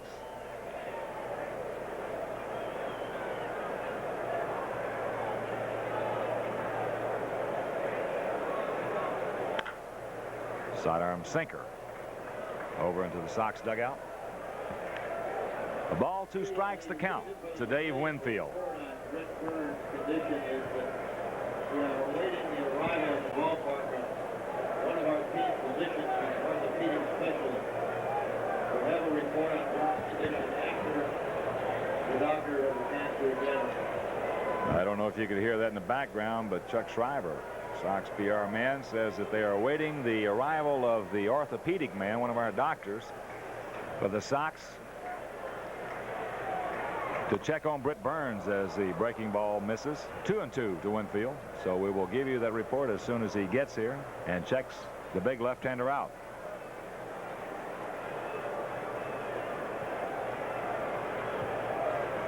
And what a big checkup and decision that could be. Boy, that is so true. And you certainly hope that it's nothing serious. Bernazard sneaking in behind. Mazzilli easily back in.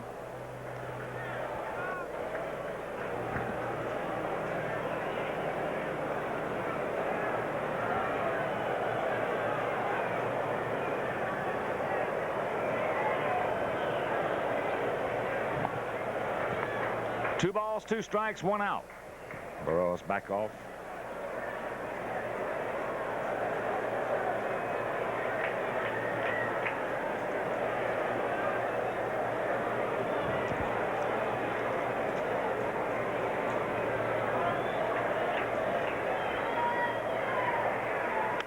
Off the end of the bat, a little pop-up over by the Yankee dugout. Pashorek trying to fight the umpire. He had no play anyway. He and Jim McKean got tangled up there for a second. So the count hangs at 2-2.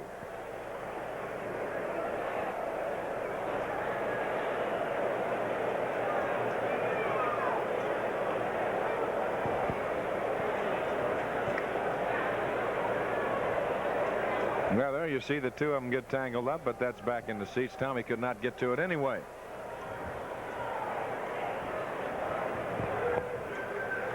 LaFleur shaded a few steps over towards Kemp and left. Baines deep in right center. Breaking ball just missed it. Count. Glasses down. Mazzilli halfway. That's out number 2. Barojas hung another breaking ball right there and got away with it. Boy, he did just miss that. You think of the power of Dave Winfield. That ball, he might have got a roof job on that. That was right up in his eyes. He might have got that up on the roof. He hits it solid. So another tough cookie right here. Lou Piniella steps in. Lou is 0 for 2. He has struck out and reached base on an error.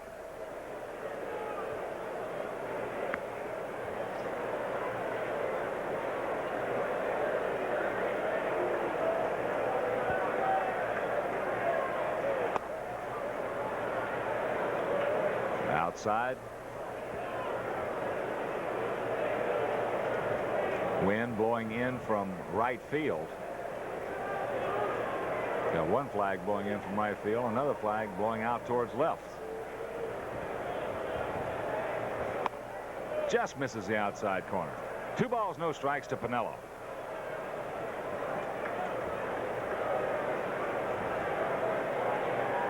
Piniella this season with men in scoring position hitting at .347.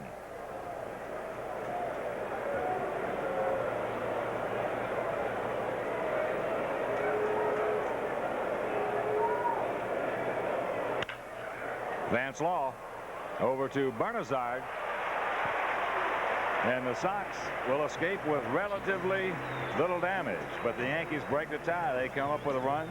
There were 3 Yankee hits, 2 men left, and after 4.5, it's New York on top of the Sox 2-1.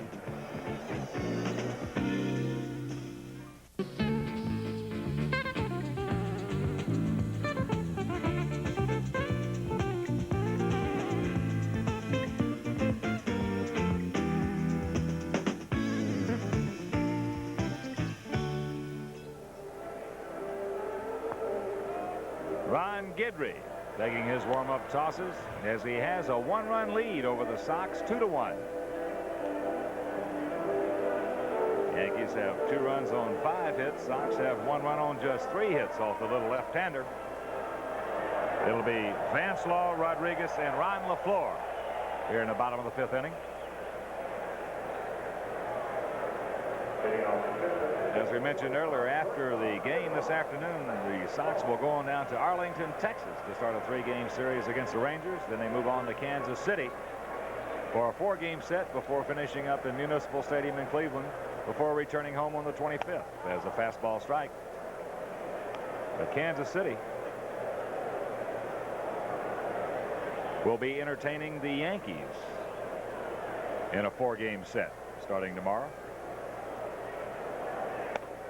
Right on the outside corner. Another fastball, 0-2.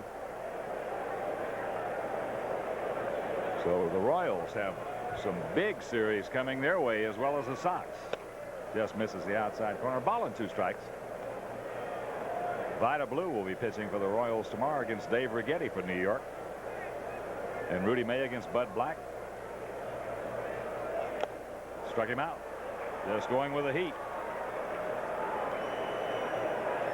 Now, a reminder, if you missed the White Sox first jersey day, we're going to give you another chance to get a free quality jersey. That's on Sunday, August 29th. And the first 10,000 kids 14 and under with an adult who attend the Sox game with Kansas City will receive a beautiful replica of the White Sox jersey.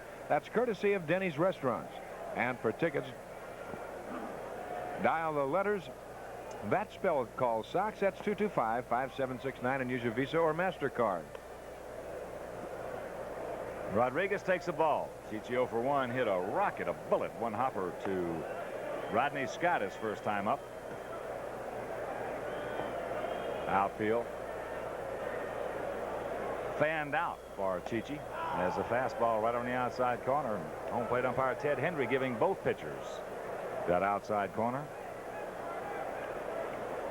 to the right-handed hitters. Jams him, little pop-up. Winfield. 2 down. You know, pitcher's main concern, Ken, on that particular thing is just as long as you get 1. Just give me one corner. And preferably, I'd rather have the outside.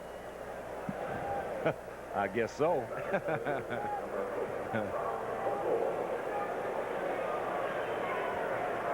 Here's Ron LaFleur. He's 0 for 2. Mumphrey moves over into right center field a few steps for Ronnie as he takes the fastball strike. There you see Mumphrey over into right center. Outside, a ball and a strike. Ron now hitting at .291 on the season.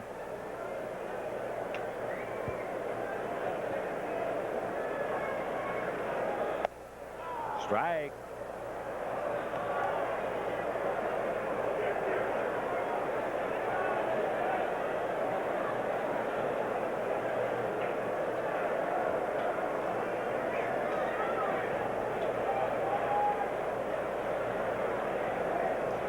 A ball, 2 strikes, 2 out. Bottom of the 5th. Yankees on top 2-1. Little tapper by Guidry. Randolph underneath. Gets him. So Guidry has himself an easy 1-2-3 inning. Nothing across for the Sox. And after 5, they trail New York 2-1. Roy Smalley to lead off the top of the 6th inning. Sox trailing New York 2-1, trying to come back and take 3 out of 4 in the final series of the season against the Pinstripes from New York.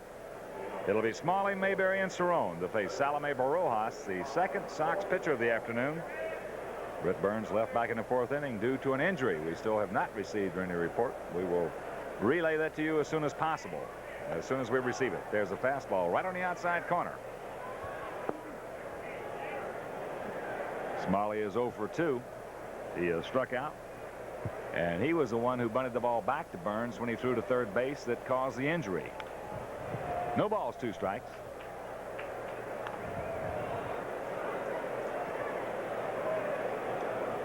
Yankees have their 2 runs on 5 hits. Sox have their 1 run on just 3 hits off the little left-hander Ron Guidry, who is 8-2 lifetime against the Sox.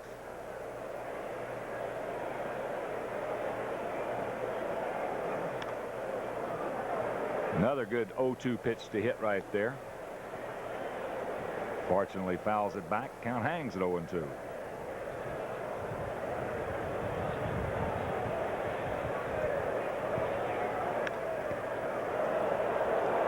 Smalley hanging tough. Well, that's one thing that they call experience. Young pitchers coming into the big leagues, not too hard to get to the 0-2-1-2 counts on a lot of hitters, but it's a little tougher to put them away. You know, that's a statement that I've heard for the last 3 days here. There's been a lot of scouts now that are coming from the National League clubs in particular, scouting the American. Even the old timers in the last couple of days sitting around talking. That's fouled away. Count remains 1-2. The biggest thing and single thing that every one of them said about Major League pitching today, outside of a few, that the pitchers cannot put the hitters away.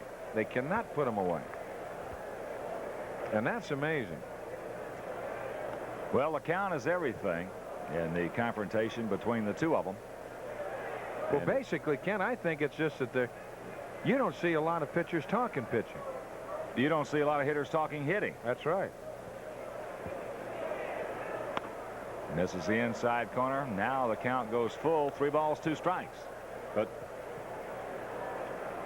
the better the hitter, the easier it is to get ahead in the count. But again, the secret, the catch-22, is just as we talked about, putting them away. I think they try to put them away today too soft rather than with the hard stuff. That's right, exactly. The shot, base hit. So after getting up on top in the count, no balls, 2 strikes, Smalley waits him out and drills the hard single into center field. They're trying to trick everybody on 0-2 for the most part. I just wish that you could have had a tape recording, and especially right here at Comiskey Park for the last 3 or 4 days, including the old timers game with all the scouts that are in town, and sit and played it back. And there's going to be a lot of people in this game of baseball that could learn from those conversations. But you know what? As they all sit and talk, and we'll talk about that after this pitch. To John Mayberry. the ones that, if there is any benefit from it whatsoever, it's really not any benefit. All it is reconfirming thoughts that have gone along in this game for years and years and years. But the ones that ought to hear it never get the chance to hear it. That's one way of putting it. Pops him up left field. Kemp, glasses down. Smalley just fakes the tag at first base, and there's one out.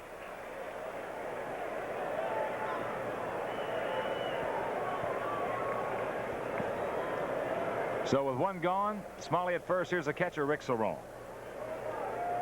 He is popped up on an attempted bunt to Rodriguez and grounded out 6-3.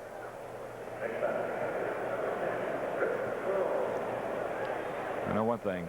What's good for the, or what's bad for the hitter is good for the pitcher. You talk to the hitters, and they hate to see the guys who, when they get up on top of the count, 0-2, 1-2, come with the hard stuff, trying to maybe get the corner one way or the other. Those are the guys. Do you a favor when you're trying to protect the plate on 0-2, 1-2, which you've got to. Now you get something off-speed soft, you've got a better chance to make contact. Oh, much more so.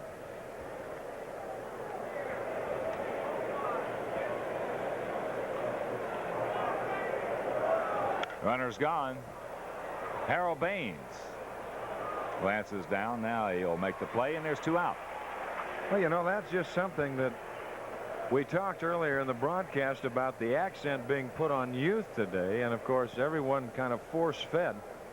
That's why teaching is so important, not only on the major league level that you're seeing right now today, but also even much more so at the minor league level. Those kids have got to be taught more. If they're going to be force-fed coming up just on their actions, they've also got to be force-fed right up there in that mental department too. Well, that's a misnomer, I think, the term force-fed. Well, that's the way that the way the system's set up today. Yeah, well, they're going to bring them up quickly. But when you're talking about force-feeding somebody, yes, that is all inclusive. You're talking about playing, learning how to play in the whole bit, and that part of it is not done. Fastball. No balls, 2 strikes to Rodney Scott. It was like they were talking about years ago. How much of a jump was it from AAA to the major leagues? Well, it was awesome. It was so much. It was, let's say, 1.5 yards. You know what it is today? It's gone back so far, it's about 6 feet. And every one of them will tell you that. They will all tell you that. As AAA is so far away from Major League Baseball today that it's funny.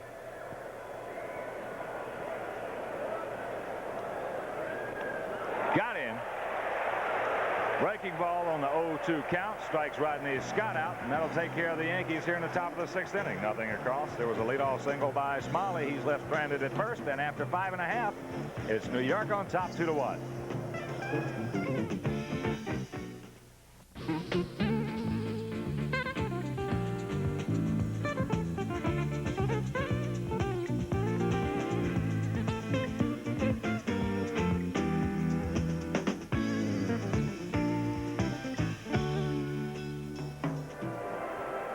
Reminder that the White Sox last fireworks show of the year, that'll take place on Friday, August 27th, following the White Sox game with the Kansas City Royals. This 20-minute fireworks spectacular is brought to you by the people at Budweiser, and when Budweiser is involved, you know it's got to be good. So you dial the letters that spell call Sox, 225-5769, and use your Visa or MasterCard. Tony Bernazard will try to get things started for the Sox here in the bottom of the 6th inning, as they need a little something going. They trail Guidry 2-1. There's the fastball a little low. Cerrone holds it there for just a second.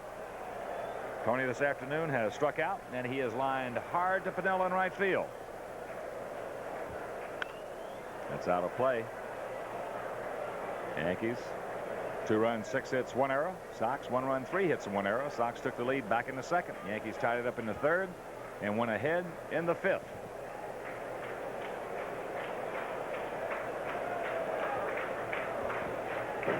Outside and high with a fastball. 2-1.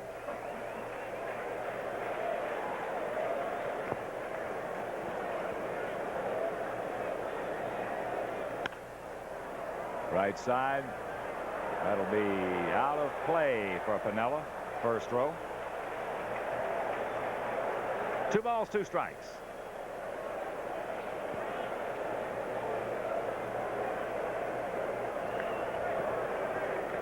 Guidry making his 24th start of the season in his 25th appearance, his 3rd start against the Sox. As we mentioned, he is 2-0.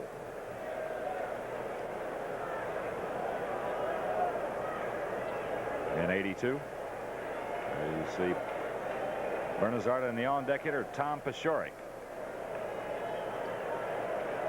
A little bit of a gap in right center field as he misses the inside corner. Cerrone wanted that one as well. Full count to Bernazard. Tony, in this series so far against New York, is 0 for 13.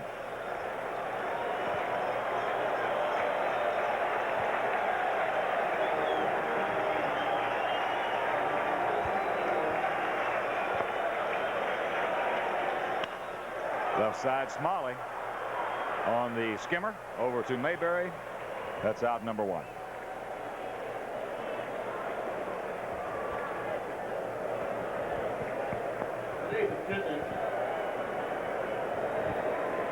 Here's Tom Paciorek. 3-1-1-6-0. Paid attendance this afternoon, 31,160.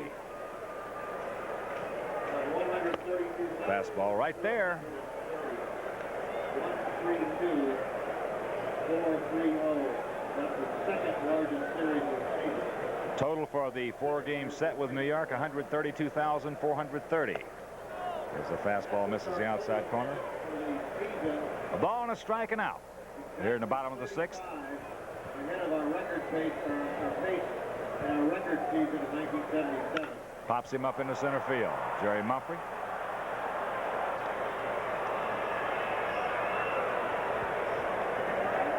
Two down. This season,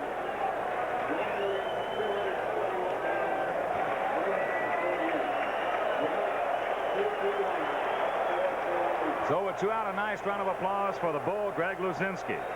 Greg is 1 for 2. Struck out in the 2nd, had a single back through the middle in the 4th inning. And with 2 out, 1 run down, Bull will be looking for something he can just get on out of here. Catches it on the end of the bat. Mumphrey breaking back now has to come in. He'll make the catch, and Guidry for the 2nd inning in a row. 1, 2, 3. After 6 of totals for the Yankees, 2 runs, 6 hits, 1 error. For the Sox, 1 run, 3 hits, 1 error. All right, Dick, there you see the story here at Comiskey Park as they get ready to go to the top of the 7th inning. It'll be the top of the order for the Yankees. Randolph, Mazzilli, and Mumphrey in the call it for you. Here's Don. All right, Ken. Willie Randolph is 2 for 3 this afternoon. Burrow Haas starting in his 3rd inning. 1 ball and no strikes. Infield straight away. The outfield the same.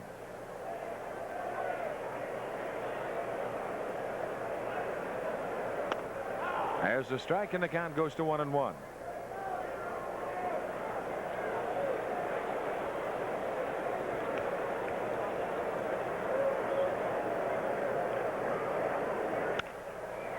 To right, slicing away from Baines, and what a play by Harold Baines.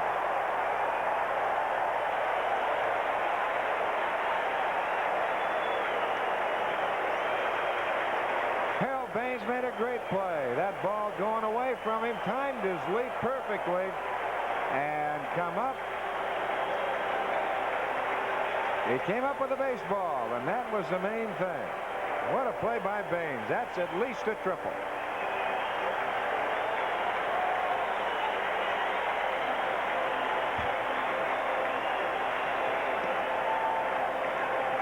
Now there's 1 gone, and that will bring on Lee Mazzilli.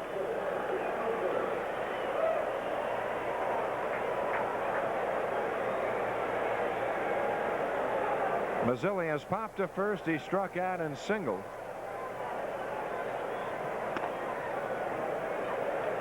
One ball and no strikes to count.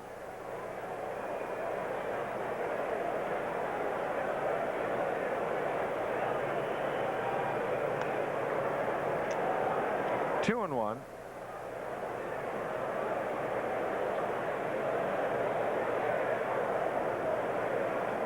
Yankees on top 2-1. Right center, that's a base hit. On the floor will get it back in. So Mazzilli with his second hit of the afternoon. And that is hit number 4 off of Barojas as Jerry Mumphrey stands in.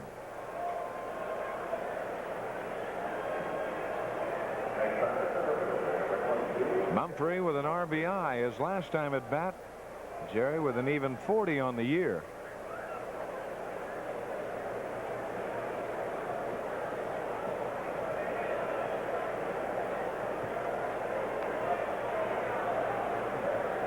Action in the Sox bullpen. The White Sox, Kevin Hickey is going to Esco spot in the bullpen. Hickey and Escarrega throwing in the bullpen. And there they are. Hickey on the right, Escarrega on your left.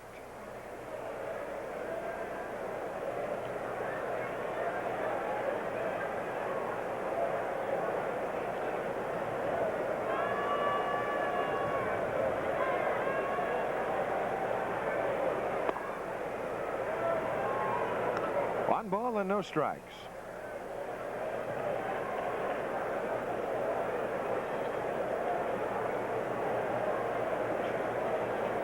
On deck, Dave Winfield.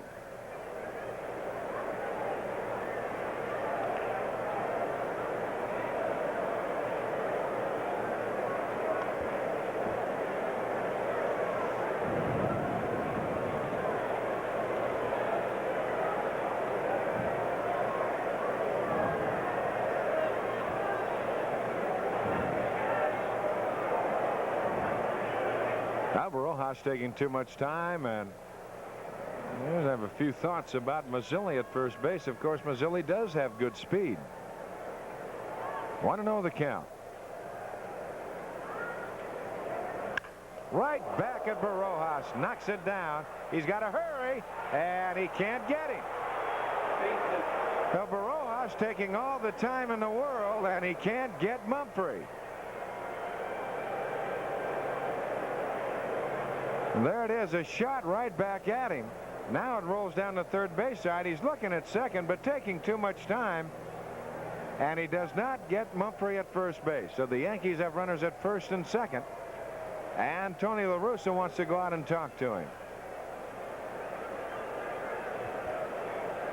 Well, that was just a rocket right there by Jerry Mumphrey. My goodness. You know, you think the first instinct right there is just to get it as quick as you can, go right to first base, but he was looking at second, taking the time. Mumphrey with good speed down the line. He had no chance to get him to turn. And now that play by Harold Baines looms even a little larger.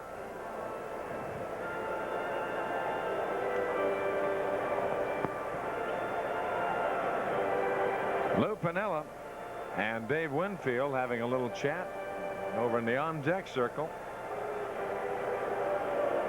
And now La Russa's had his say, and he goes back to the dugout. Dave Winfield this afternoon is lined to second. He's walked and flying to left.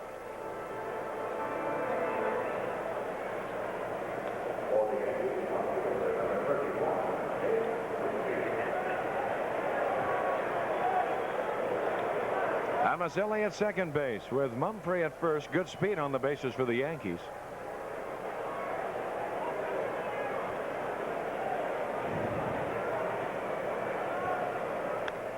Look out.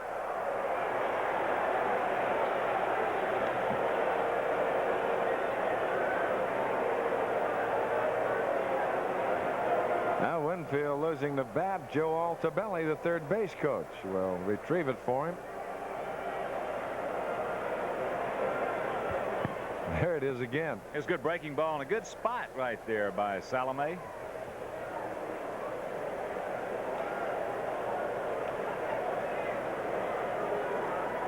On the count.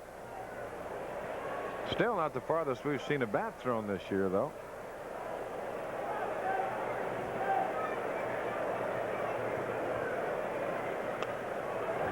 Breaking pitch just missing, and the count 1-1. Well, I'm going to tell you what, if you want to have a bat throwing contest, I'm going to bet on number 31 right there. Yeah, that's right.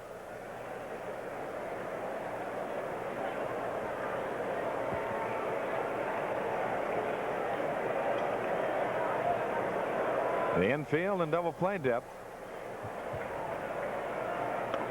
There's another one. Look out.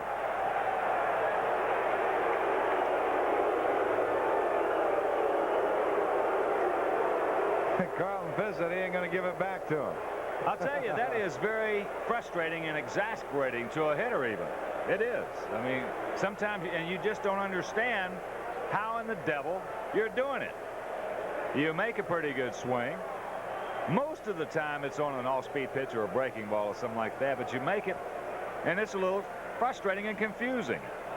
You see the guys over there in the Sox dugout, they will do a little bit of scurrying to get out of the way.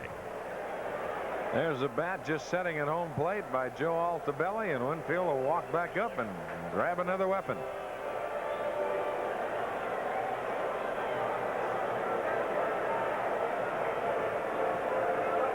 Well, I'll tell you, I really don't know how hitters use as much pine tar on a bat that they do. I never felt that comfortable with as much bad pine tar on there. Oh, I'll tell you, it's just the opposite with me, or most of the hitters. You don't feel comfortable without that much on there. There it goes again. Goodbye. Well, that'll take care of Winfield. He's gone. That's the first time I've ever seen that. Three times and one at bat. You and me both. First time. You know, I could feel a little bit of it, but the rosin and that, but somewhere along the line, I've tried it, and the bat, it got so tacky that I believe the bat moves a little in your hand.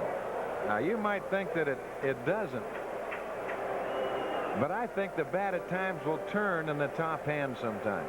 Wrong. No, I don't know. I don't know. You tell me how to throw a spitter, I believe you. I believe at times it'll turn. I don't say you hold it loose. You ever feel a golf club turn in your hand? Yeah, on a shank or on a lateral or a pitch out or whatever. Let's forget about the shank. Don't say the word. That's right. 0-1 to count. I've had bats turn in my hand too, but for the most part the pine tar, that's what it's there for, to give you a better grip, especially with the batting glove. But I have never in 21 years seen a guy throw the bat 3 times and one at bat. No, I haven't either. 1 ball, 1 strike the count. Now Brojas trying to get out of it as you get down to that danger time as far as the Yankees are concerned. When you're facing them, you get Guidry for 7 and Gossage for 2, and the Sox are running out of time.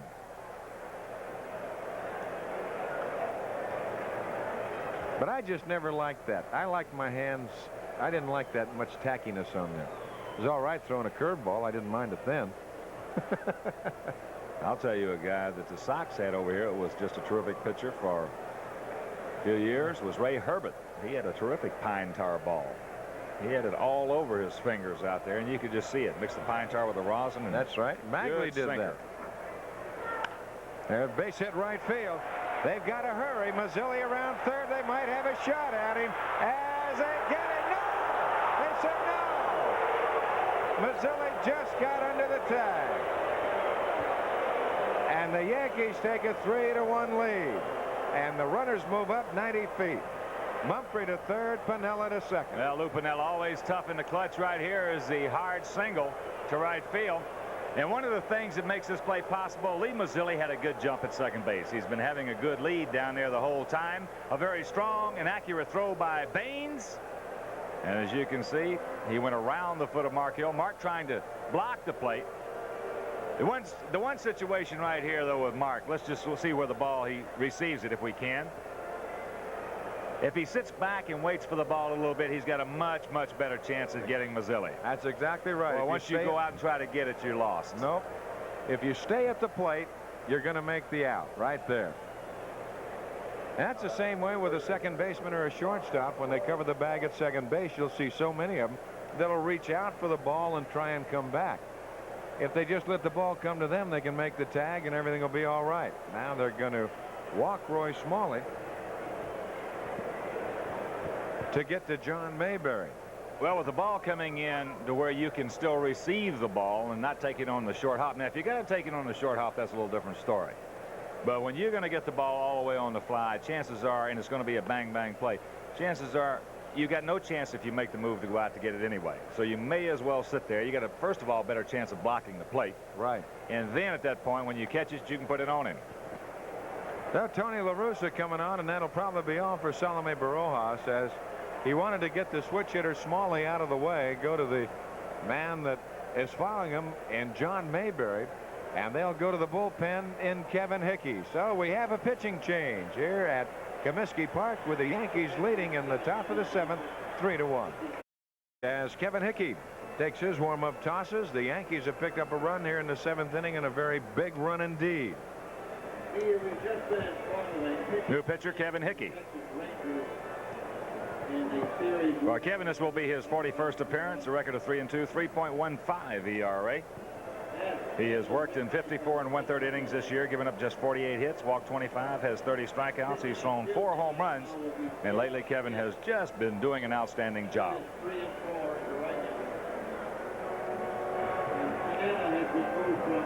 So Kevin Hickey asked to turn the Yankees away. John Mayberry will be the hitter. John has singled and scored, bounced to first, and he's fly to left.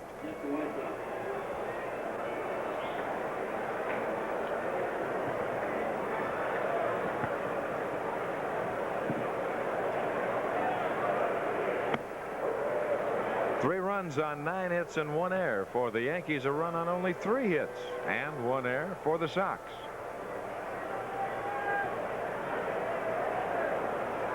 The base is loaded, and 2 outs in the top of the 7th. The Yanks on top, 3-1.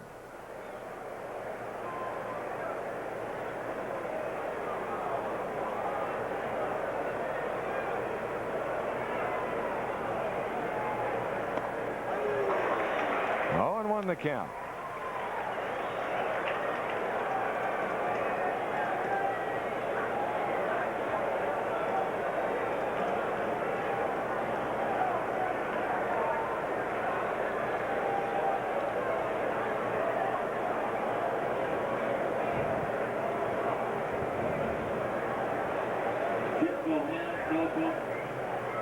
That slider's outside. The count, 1 ball and 1 strike.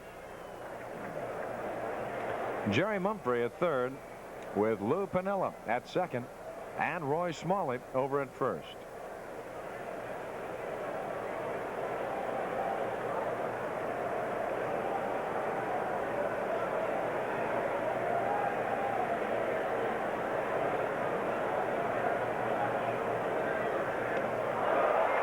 As the count moves to 1-2.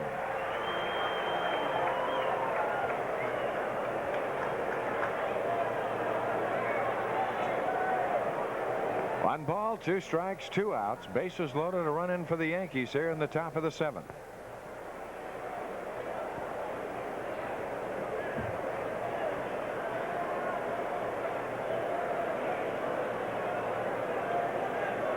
Now you see Hickey backing off. He wants Mark Hill to go over the signs one more time.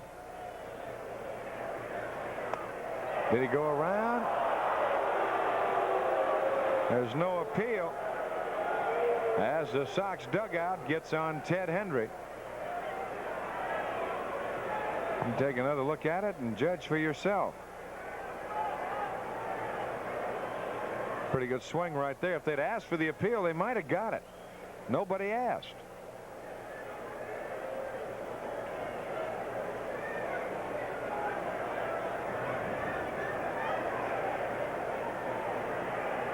There they get him. So Mayberry strikes out.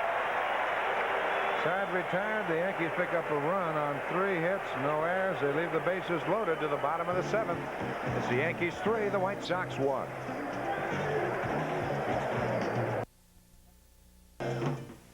Go to the bottom half of the 7th inning.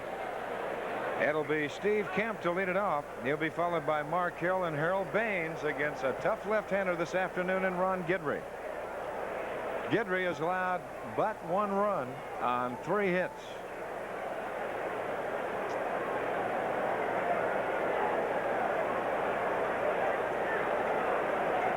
Kemp this afternoon has walked and scored the only Sox run of the afternoon. He was on in a fielder's choice.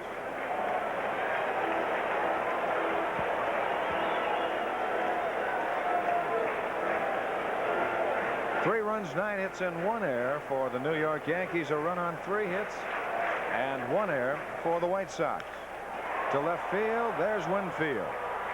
And that is out number 1. 1 pitch, 1 out.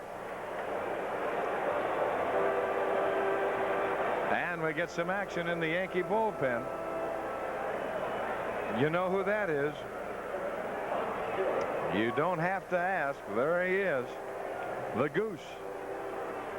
Mr. Gossage. That's the way they will work these two. Markell takes a strike. Gedrick, he just kind of worked himself right now into a nice little comfortable 7-inning pitcher, and all of a sudden here comes Mr. Godrich, and we'll see you later. The Sox have already seen and tasted a taste of Mr. Gossage early in this series in game number 2. That's down low, and the count goes to 2-1. That was a game the Yankees won 4-3.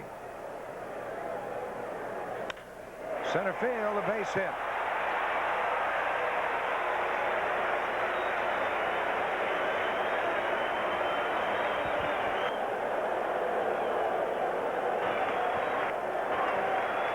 Time is called. I believe that Tony La Russa put in a runner,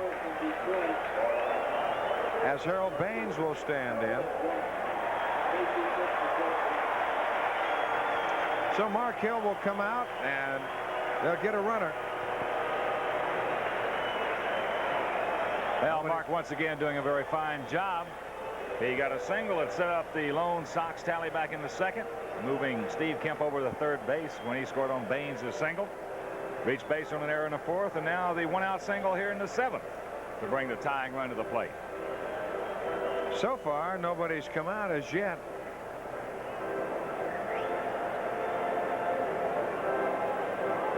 And there's Carlton Fisk. Fisk will come out, and he will run for Markell and stay in the ball game and do the catching.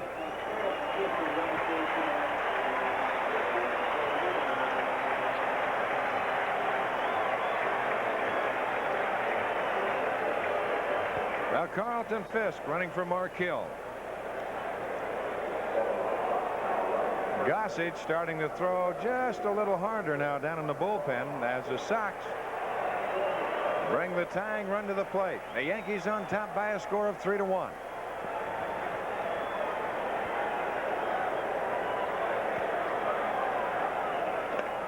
Boy, there's a tough slider to Harold Baines. 0-1 the count. Baines is 1 for 2. They've got Mayberry playing behind Fisk. Well, that's how big that run was for the Yankees in the last inning.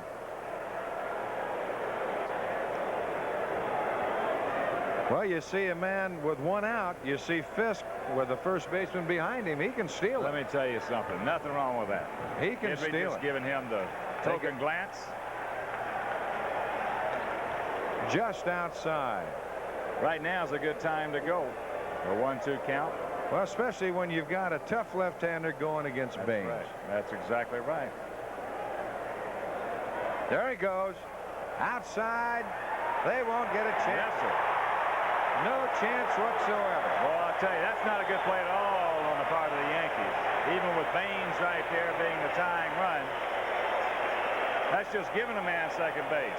But Carlton, you give it to him, he'll take it. You see right there, they're going to have no chance to throw him out. That's good heads-up base running. And stolen base number 11 for Carlton Fisk. Well, the Sox trying to pick up that run again that the Yankees picked up in the top of the inning. Randolph to Mayberry as Fisk will go to third. And by that, you just cut out the double play. If they come back with the same pitch. That's exactly right. So there's 2 gone, and Vance Long will stand in.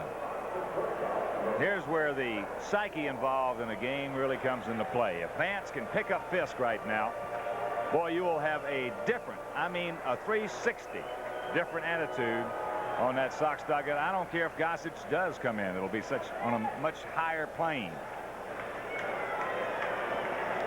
Vance Law this afternoon is 0 for 2. There's a strike on that inside corner. 0-1 the count. Gossage is tough enough to face when you're 1 run down, but if you're 2 runs down when he comes in, whew. That's fouled back and out of play. 0-2. The funny thing about it is you'd rather see him pick it up right here on an arrow. Yeah, just any way to get back within that 1 swing distance. That's right.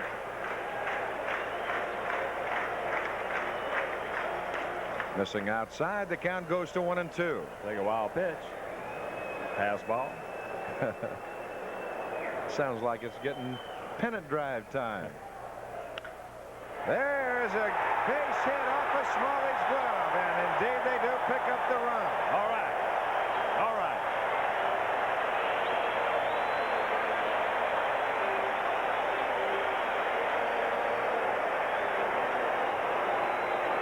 A time called as Clyde King is going to the mound, and he's going to the bullpen. Nice job right there by Law. The hard 2-hopper. Smalley just can't make the play. The ball came up on him a little bit. And now the aggressive base running by Carlton Fisk pays off. And what a different scene right now. Well, that's an awful big run, because right now you're back, as we said before, just 1 swing of the bat in tying distance. And now you see how big that run was that the Yankees picked up the top of the inning. They'll get relief as Gossage comes on. The Yankees leading by a score of 3-2. Bad. All right, new pitcher for the Yankees here in the bottom of the 7th inning in a different looking ball game. Sox have come up with a run. They now trail 3-2. It'll be the 32-year-old right-hander Richard Gossage. The Goose has worked in 47 games. This will be his 48th appearance. 4-4 record, 2.10 ERA. He's worked in 81 in the 3rd innings, given up just 54 hits. And in those 81 innings, he has 92 strikeouts. Pinch hitter right here for the Sox is Billy Allman. Will go in to run for Vance Law, who had a key single to knock in Carlton Fisk.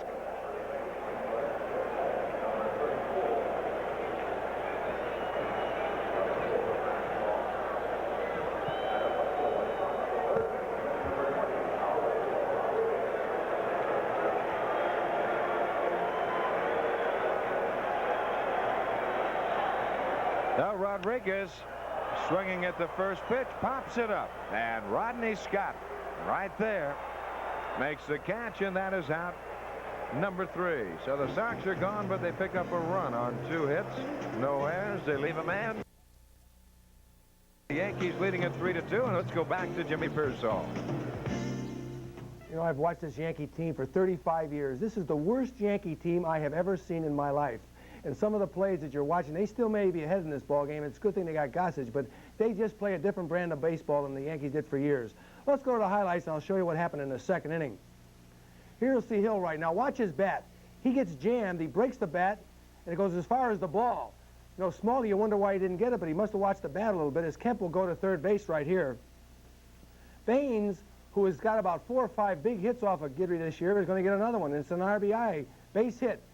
So our left-handers are really doing a good job the last month of the season so far. Here's Kemp scoring. That made the score 1-0. Now watch right here.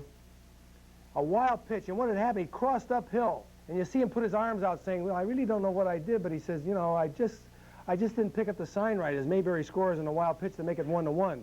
Watch the hit and run right here. It really worked beautifully with line drive up the middle. Runners on 1st and 3rd as Randolph goes to 3rd. With 2 strikes on him now, Barajas hangs a curveball on him. Cardinal sin right there, a line drive to right field. He should bounce that ball in the dirt. You don't want to give him a chance for a base hit. There, run scores and make it 2-1. And watch here on the bunt. Right after this bunt and the throw to 3rd base for the force out, Burns comes out of the ball game, and we aren't sure yet whether it's his arm or his hips or what it is, but he's no longer in the game, and a lot of things you got to worry about with him if he can't pitch anymore. Let's go back to the ballpark. And Young Sox fan school is just around the corner, so the White Sox and True Value Hardware stores have teamed up to bring you Notebook Day on Sunday, September 5th. That's when all fans 14 and under with an adult will receive a free 3-ring hardcover White Sox notebook. That's Notebook Day, Sunday, September 5th, when the Texas Rangers are in town. For tickets, just dial the letters that spell Call Sox, 225-5769, and use your Visa or MasterCard. Defensive changes for the Sox. You see Billy Allman moves in at the shortstop position, and Carlton Fisk remains in the game behind the plate. And Rick Cerrone will lead it off for the Yankees in the top of the 8th. It'll be Cerrone, Scott, and the leadoff hitter Willie Randolph.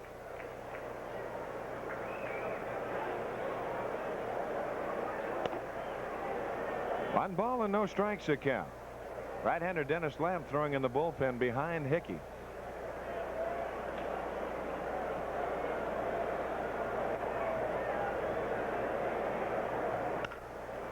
And up the middle, that's a base hit.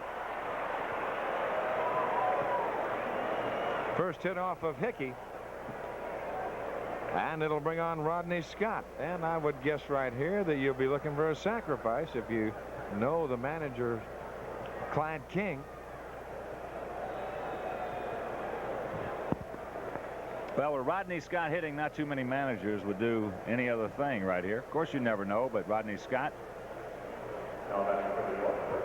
not a particularly outstanding offensive player, handles the bat fairly well in these situations. We'll see what the Sox want to do as far as any kind of play they want to put on. You've got Hickey, who is an outstanding defensive pitcher out there.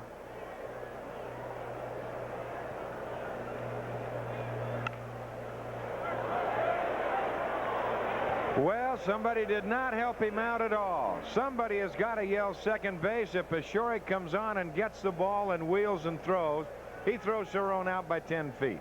But if no one opens their mouth, you go the safety first way. That's exactly what they did. Look where Cerrone, you can see the feet in the top of your picture. That's just a bad play. Yes, sir. Well, there's got to be a little anticipation there, too, on Tommy's part. But somebody should be yelling second base. And when you've got the situation like this, 1 run down, and you got Gossage in there, you got to take a shot. Although that wouldn't have been a big shot. They're going to get him easy. Tony La Russa is going to come out, and that might be all for Kevin Hickey as Dennis Lamp is throwing in the bullpen.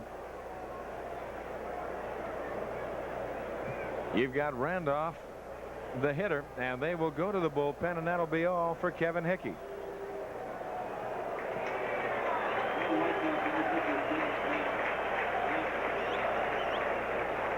Now, those are things, Ken, that they cost you ball games, they cost you pennants. The little things. We saw something earlier on the cross-up.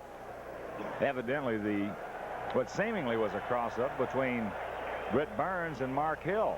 It cost the Sox a run, allowing John Mayberry to score. Yeah, we talked about it during the commercial break right there. Those are things that when you're trying to win, you just cannot afford. All of a sudden here you get a chance. We'll see what the eventual outcome is, but you get a chance to get Cerrone easily at second base, and there's not even an attempt there. So anyway, here comes Dennis Lamp.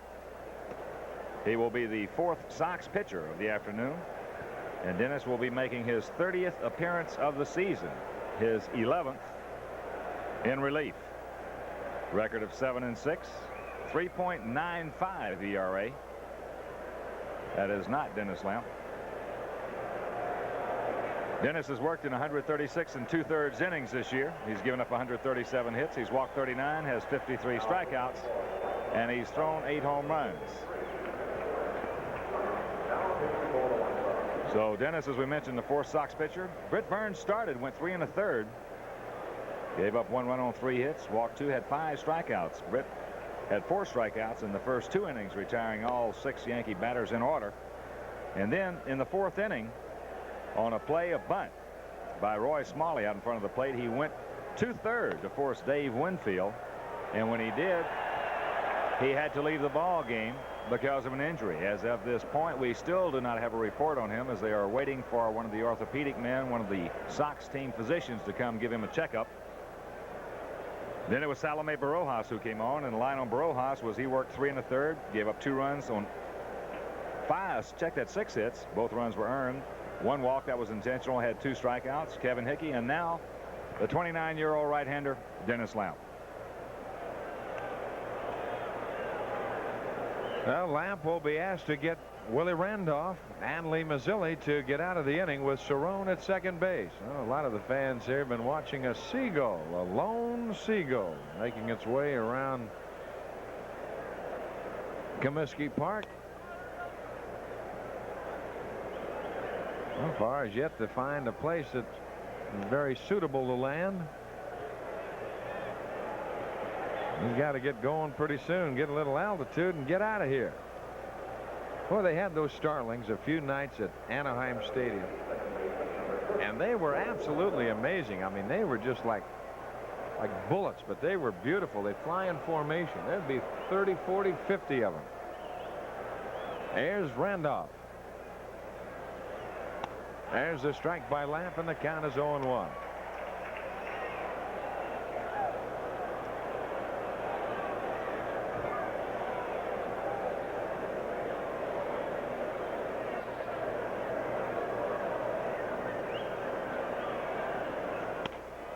Just outside. Fisk holding it right there, and Ted Hendry saying no. Randolph this afternoon 2 for 4, and he scored a run.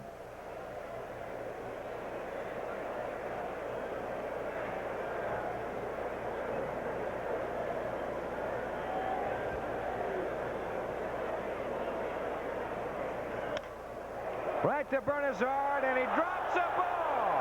And he throws Randolph out anyway, who did not run. Now there is really double jeopardy right there on both sides. Looked like the sure double play as they were going to catch Rick Cerrone caught off. There you see as he was taking the ball out of the glove, lost control, now had to go to first base, and the Sox catch a break as Willie Randolph was not running. I just wonder, I haven't seen an umpire call him out. The way he was going into that glove, it's like he already had the ball. Well, he had the ball. I think that if there had been an appeal play there of any sort, that he would have won it. Looked like he lost position. He was taking it out to throw. Now there's 2 gone, and Lee Mazzilli standing at home plate. He's 2 for 4 this afternoon. Up the middle, there's the base hit, and Cerrone will come on, and the throw to the plate way off line. Mercy. Where is that? That's up into the seats.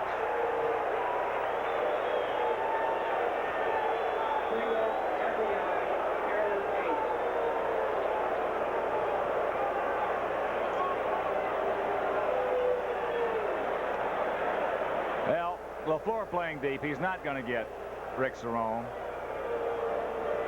Here's just a place where you got to give him the run, get the ball back in, keep Mazzilli from going to second base. There's the throw.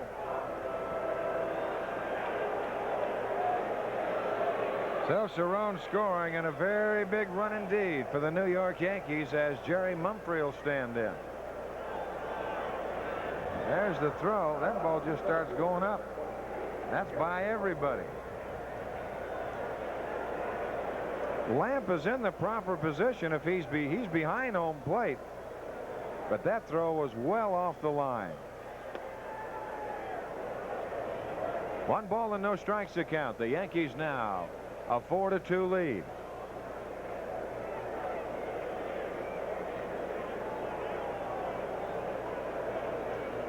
New York, 4-11-1.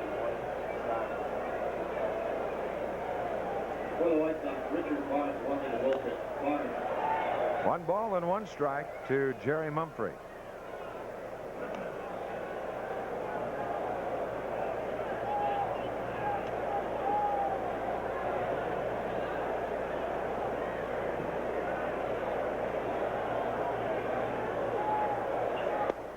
Little low, the count goes to 2-1.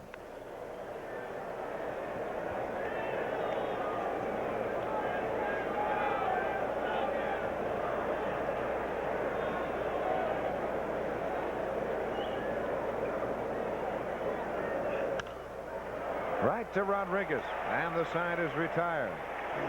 Not before the Yankees get a big break. They pick up a run on 2 hits, 1 error, and leave 1 to the bottom of the 8th. The Yankees lead. Now we're back at Comiskey Park as we go to the bottom of the 8th inning. Jerry Hairston will hit for Ron LaFleur.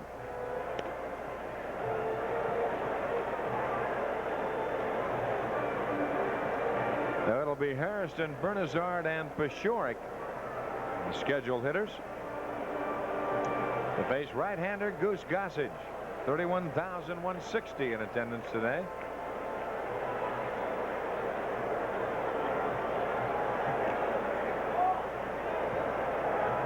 Now Harrison, a switch hitter.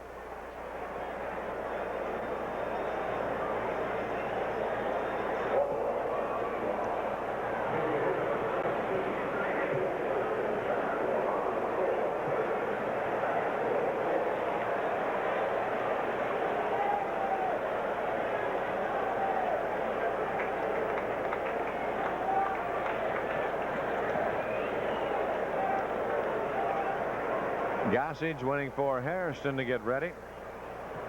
Now Jerry will tap home plate and take that weighted donut off the bat.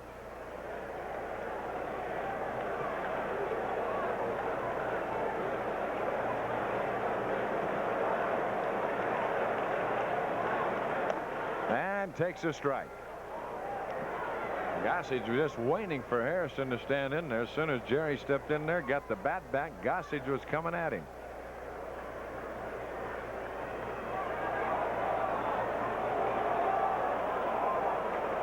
Ted Hendry said, "I didn't call time. You can go ahead and pitch." He did not give him time, and that's a ball. Now here comes Clyde King. Henry didn't give him time, and that's, I've got to give Ted Hendry a lot of credit right there, because you do not have to give that hitter time. And just because that hitter backs out, that doesn't mean it's automatic time. There's too much of that given anyway. Hitters given time when they back out, and that pitcher is already in his motion. The rule states in the windup, if a pitcher's in his motion, you don't get an automatic timeout. But on the other hand, you'll see most umpires give it to him. Well, I like that. Well, you would. No, there's a strike, and the count is 0-2. No, you got to give Henry a lot of credit right there. He did not give Harrison a timeout. Now very quickly the count, check that, it's 1 ball and 2 strikes because a little blooper that Gossage threw, that was called the ball. And the count now goes even at 2-2 with Tony Bernazard on deck. Henry was the only guy in the whole ballpark staying with that pitch. That's exactly right. Everyone else gave up on it. Outside ball 3, 3-2. Boy, a big Yankee run in the 8th. They had a chance to get out of it without a run. Foul away. The count remains full at 3-2.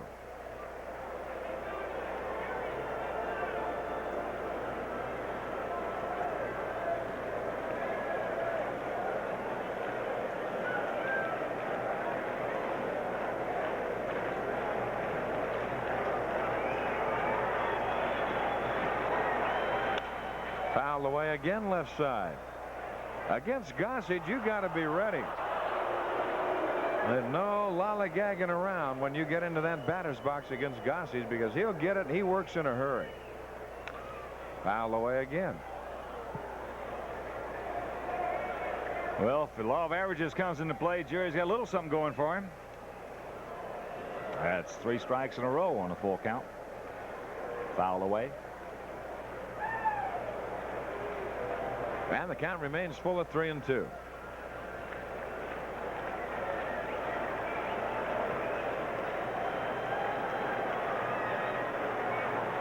Misses outside, and he walks in.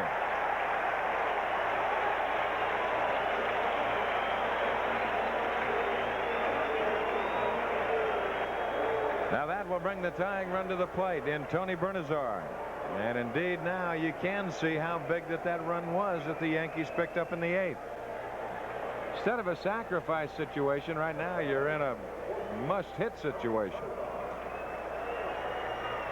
Outside, and the count goes to 1-0. Cerrone wants to have a little chat with Gossage.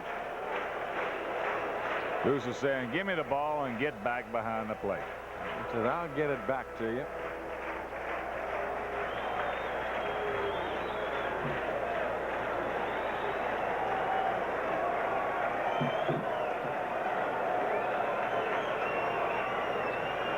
High ball 2, and the count goes to 2-0.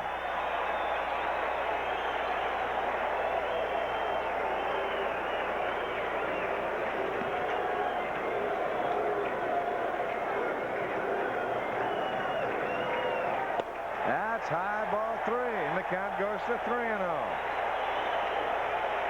Now the Yankee bench gets walking around.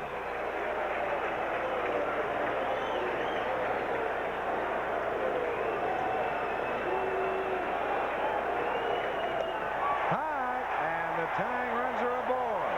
And Tom Pashorik's a hitter.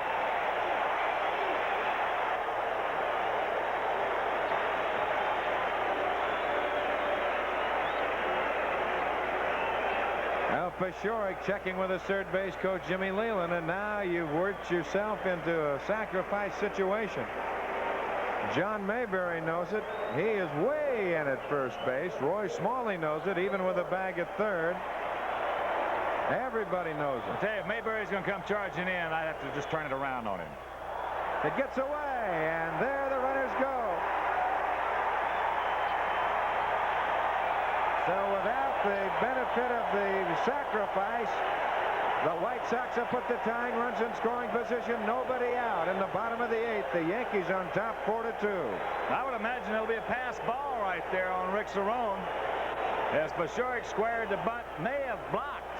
Let's take another look at it. Ball inside, a play that Cerrone should have made. A big break for the Sox. Pass ball.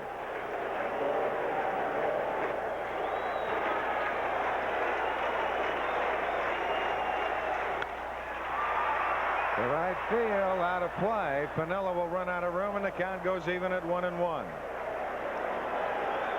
Boy, if you're Pashorik right here in this situation against Gossage, up until 2 strikes, you got to be thinking one thing. Got to try to go the right side. Right side. You got to go the right side. Just hit a little ground ball the right side. You're going to score one, and you're going to put Bernazard on third.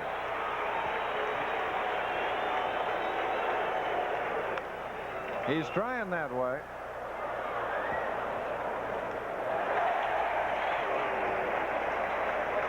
Now with 2 strikes against the Goose, you just got to protect the plate.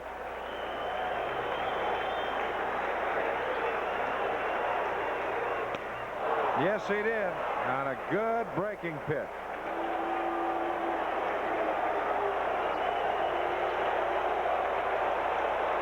Two-two breaking ball from Gossage. Awful tough in this situation. He got in a great spot. Here's Greg Luzinski.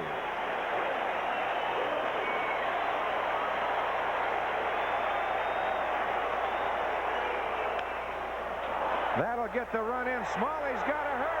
The throw, no throw.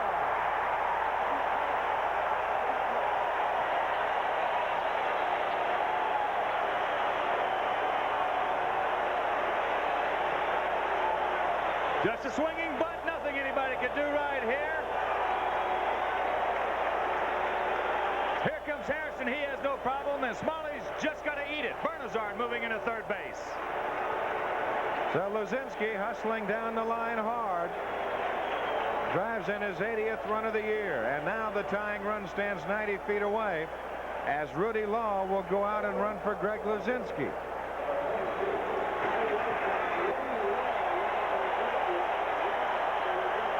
So the Bull gets an ovation as he leaves. And Rudy Law goes to first base. And we'll keep an eye on Law as you have Steve Kemp, the hitter.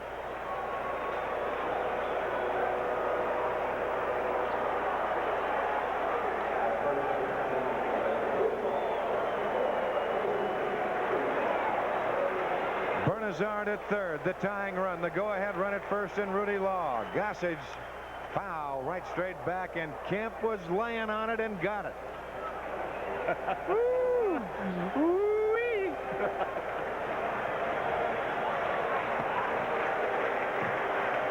Yankees 4, White Sox 3.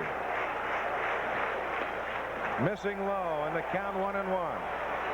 Campbell used to say, Lordy, Lordy, Lordy. Lordy, Lordy, Lordy. There's Rudy Law at first.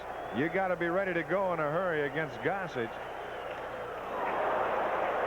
1-2 the count.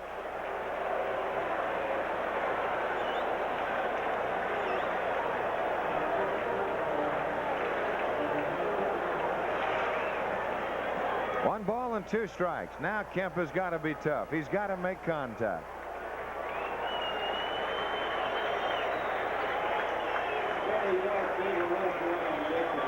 There goes Law. Drive to left center field. Hit well. Mumphrey didn't see it, and now it's up to Law. High off the wall. Bernazard scores. Here comes Law. White Sox lead at 5-4.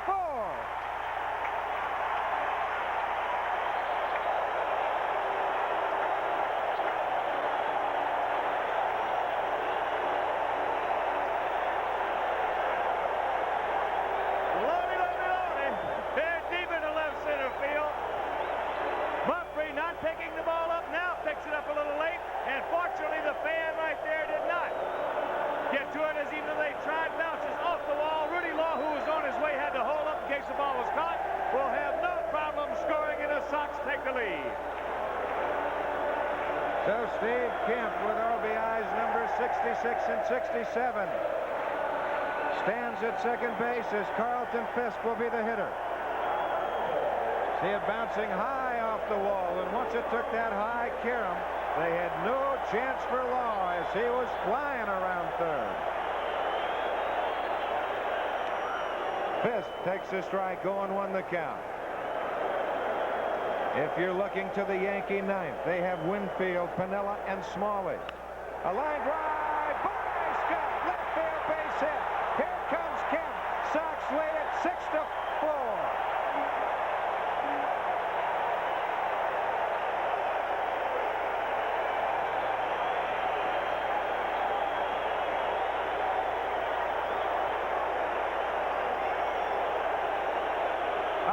Right here, Carlton looking for it. Wheelhouse, a bullet. Scott just does get a glove on it.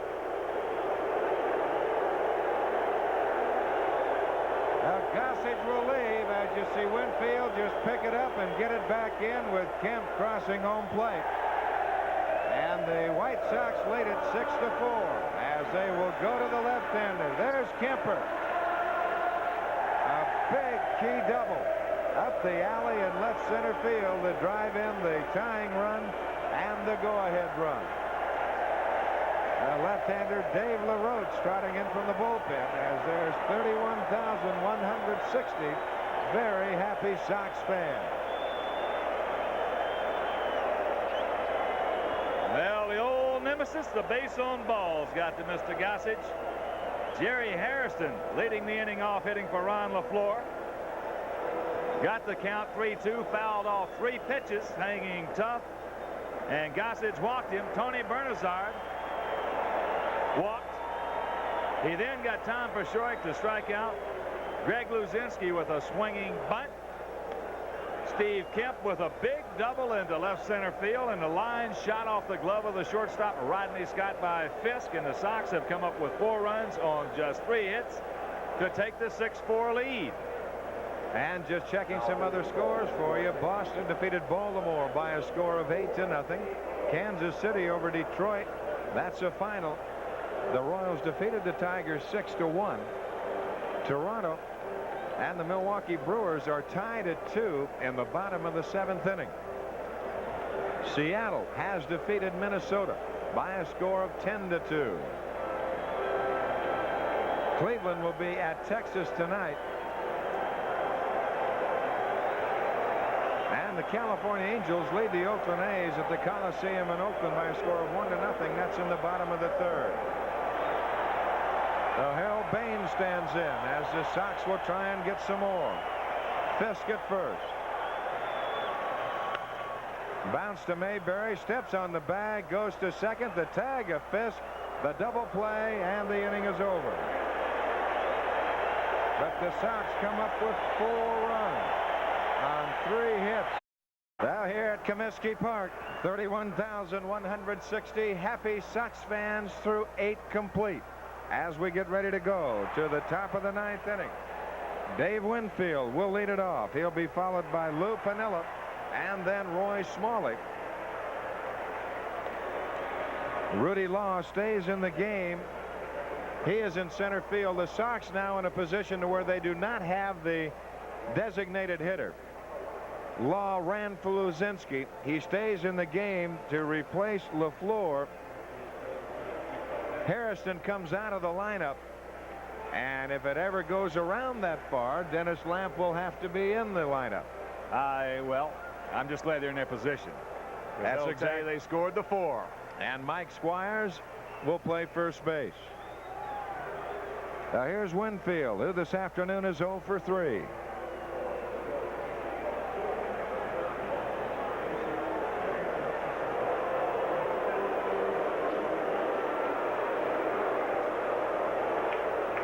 Well, Dennis Lamp trying to close the door right here as the Sox get action in the bullpen.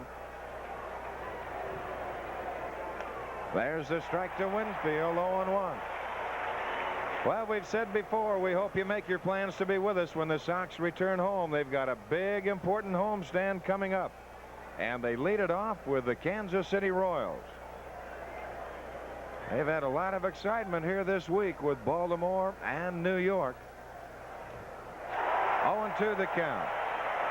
The Sox return home, and they open up a 3-game series with Kansas City on August 27th. Then they have Cleveland in town for 3, and the Texas in town for 4. Is that he is suffering from a strain of the deltoid muscle in his pitching shoulder.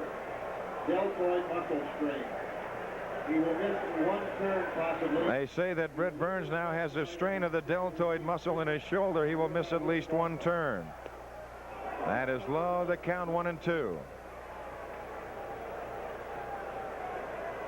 Well, definitely that is not the worst news that you could hear, but it's not the best either. Anytime you're talking about losing a turn. The Giants on top of the Dodgers 5-1. Just outside, 2-2 the count. And Atlanta 4-1 over the Padres in the 4th.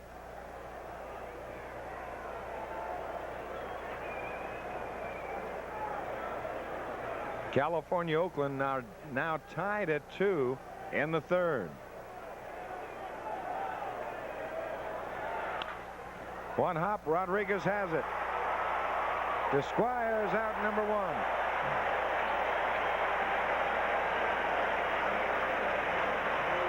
So a big out right there for Dennis Lamp, that first man in the lineup, be it Dennis Lamp or any pitcher. Hard one hopper right here to Rodriguez. Dave Winfield, who is running hard down the line, the long peg over to Squires. Piece of cake. Now with 1 out, Lou Piniella will stand in.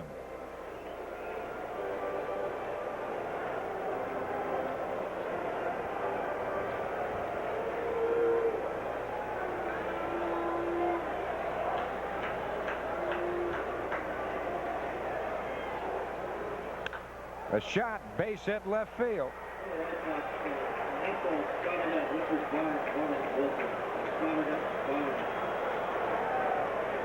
Now that is the first hit off of Lamp. Took that second hit off of Lamp. And we'll bring on Roy Smalley.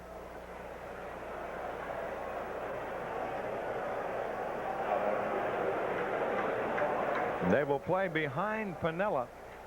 They look for the ground ball in 2. Big thing right here, if you get the ground ball, you don't want Piniella to get to the bag too quick to bust up a double play. 1-0 the count. Well, Piniella with not a whole bunch of speed, but he is a good, smart base runner.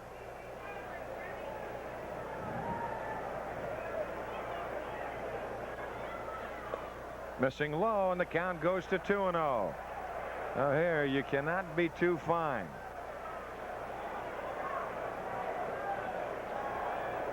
Sox 6 and the Yankees 4. Missing low, and that's ball 3.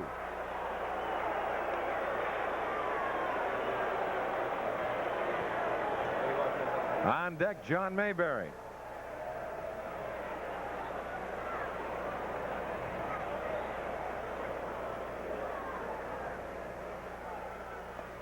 And he walks him on 4 pitches.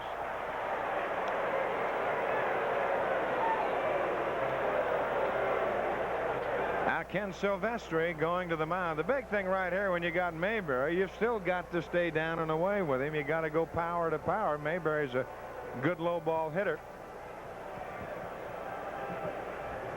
Escalera and Barnes are throwing in the bullpen. Well, the best pitch Dennis has in his repertoire is a good hard sinker.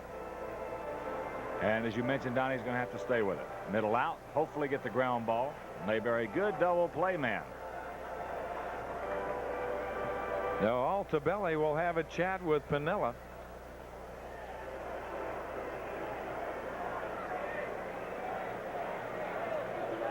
And I believe that John Mayberry, he's been taken out for a pinch hitter. Oscar Gamble. Looks like he has had a few words with Clyde King down there in the dugout. Oscar Gamble will pitch hit to a back to Mayberry. Gamble for Mayberry. So Oscar Campbell indeed does come out. Or I should say John Mayberry leaves the game and Gamble comes on.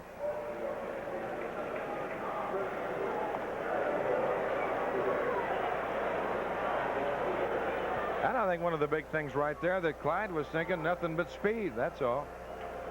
And of course right now Gamble could be a little hotter. Gamble's a better hitter than He's going to be a little better hitter, right. He's got the speed on his side to boot. So Oscar comes out. He's hitting at .267. He has 14 homers, and he's knocked in 40 runs. He also has 15 doubles to go along with 2 triples. Mayberry in the game was 1 for 4, had a single, a little bloop single in the 3rd inning. That was off Britt Burns, the first hit off Burns. There you see the numbers on Gamble. As Piniella takes the lead at second with Smalley at first, the infield still in double play depth. 1 out, top of the 9th. The White Sox on top 6-4 as the Yankees have put the tying runs aboard.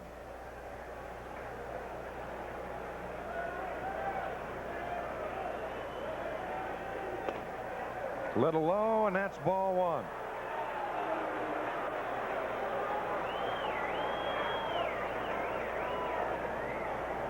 There's 071 as a pinch hitter, but he is ever dangerous. I wouldn't ever let that stat right there fool me.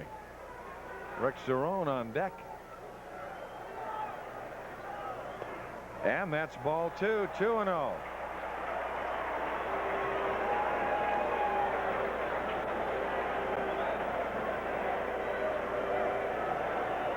The thing right here is you can't get so bullheaded that you get yourself in a hole.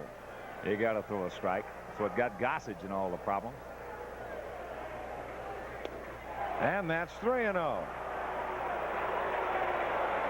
Well, here you just got to come back and get it. You cannot put yourself in a situation where a single will tie it up.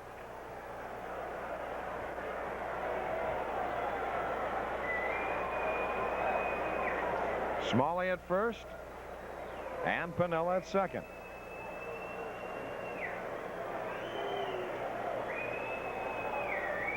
There's a strike. And the count 3-1. Bobby Mercer on deck. He will hit for Cerrone.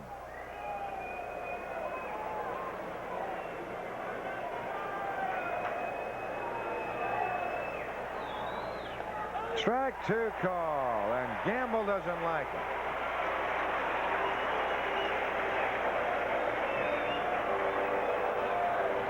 Full count 3-2.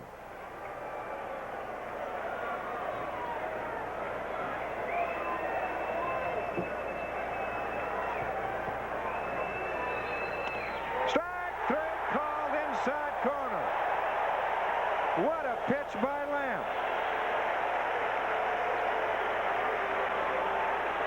Boy, that was a beauty. The 3-1 fastball on the outside corner. Here he comes back in with a tailing fastball inside corner. Just nips it. And there you see Ted Henry with that right arm come up. So there's 2 gone. The Yankees are down to their last out with the tying runs remaining aboard. And the veteran left-hander Bobby Mercer comes on.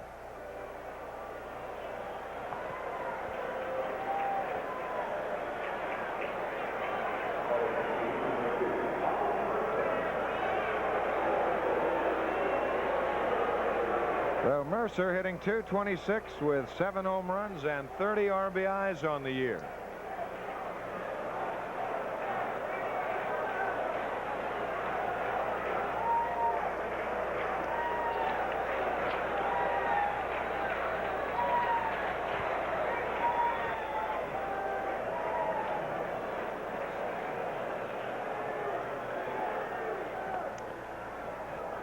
Down low, Bobby Mercer wants Ted Henry to take a peek at it.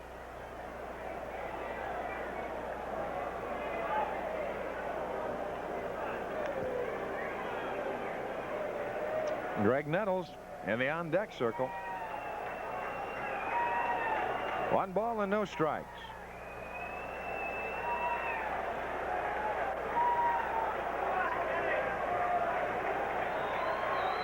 There's a strike and the count goes to 1-1.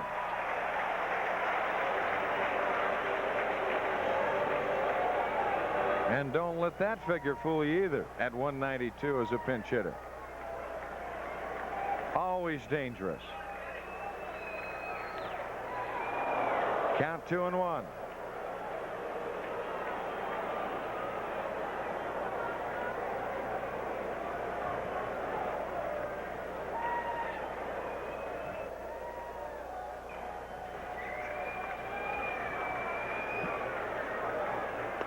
Little low, that's ball 3, and the count goes to 3-1.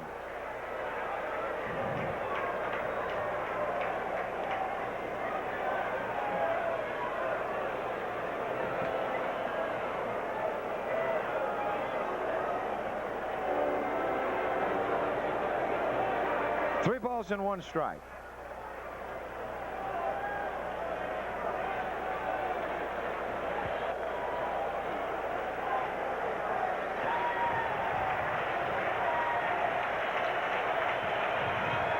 The 3-1 pitch to Mercer.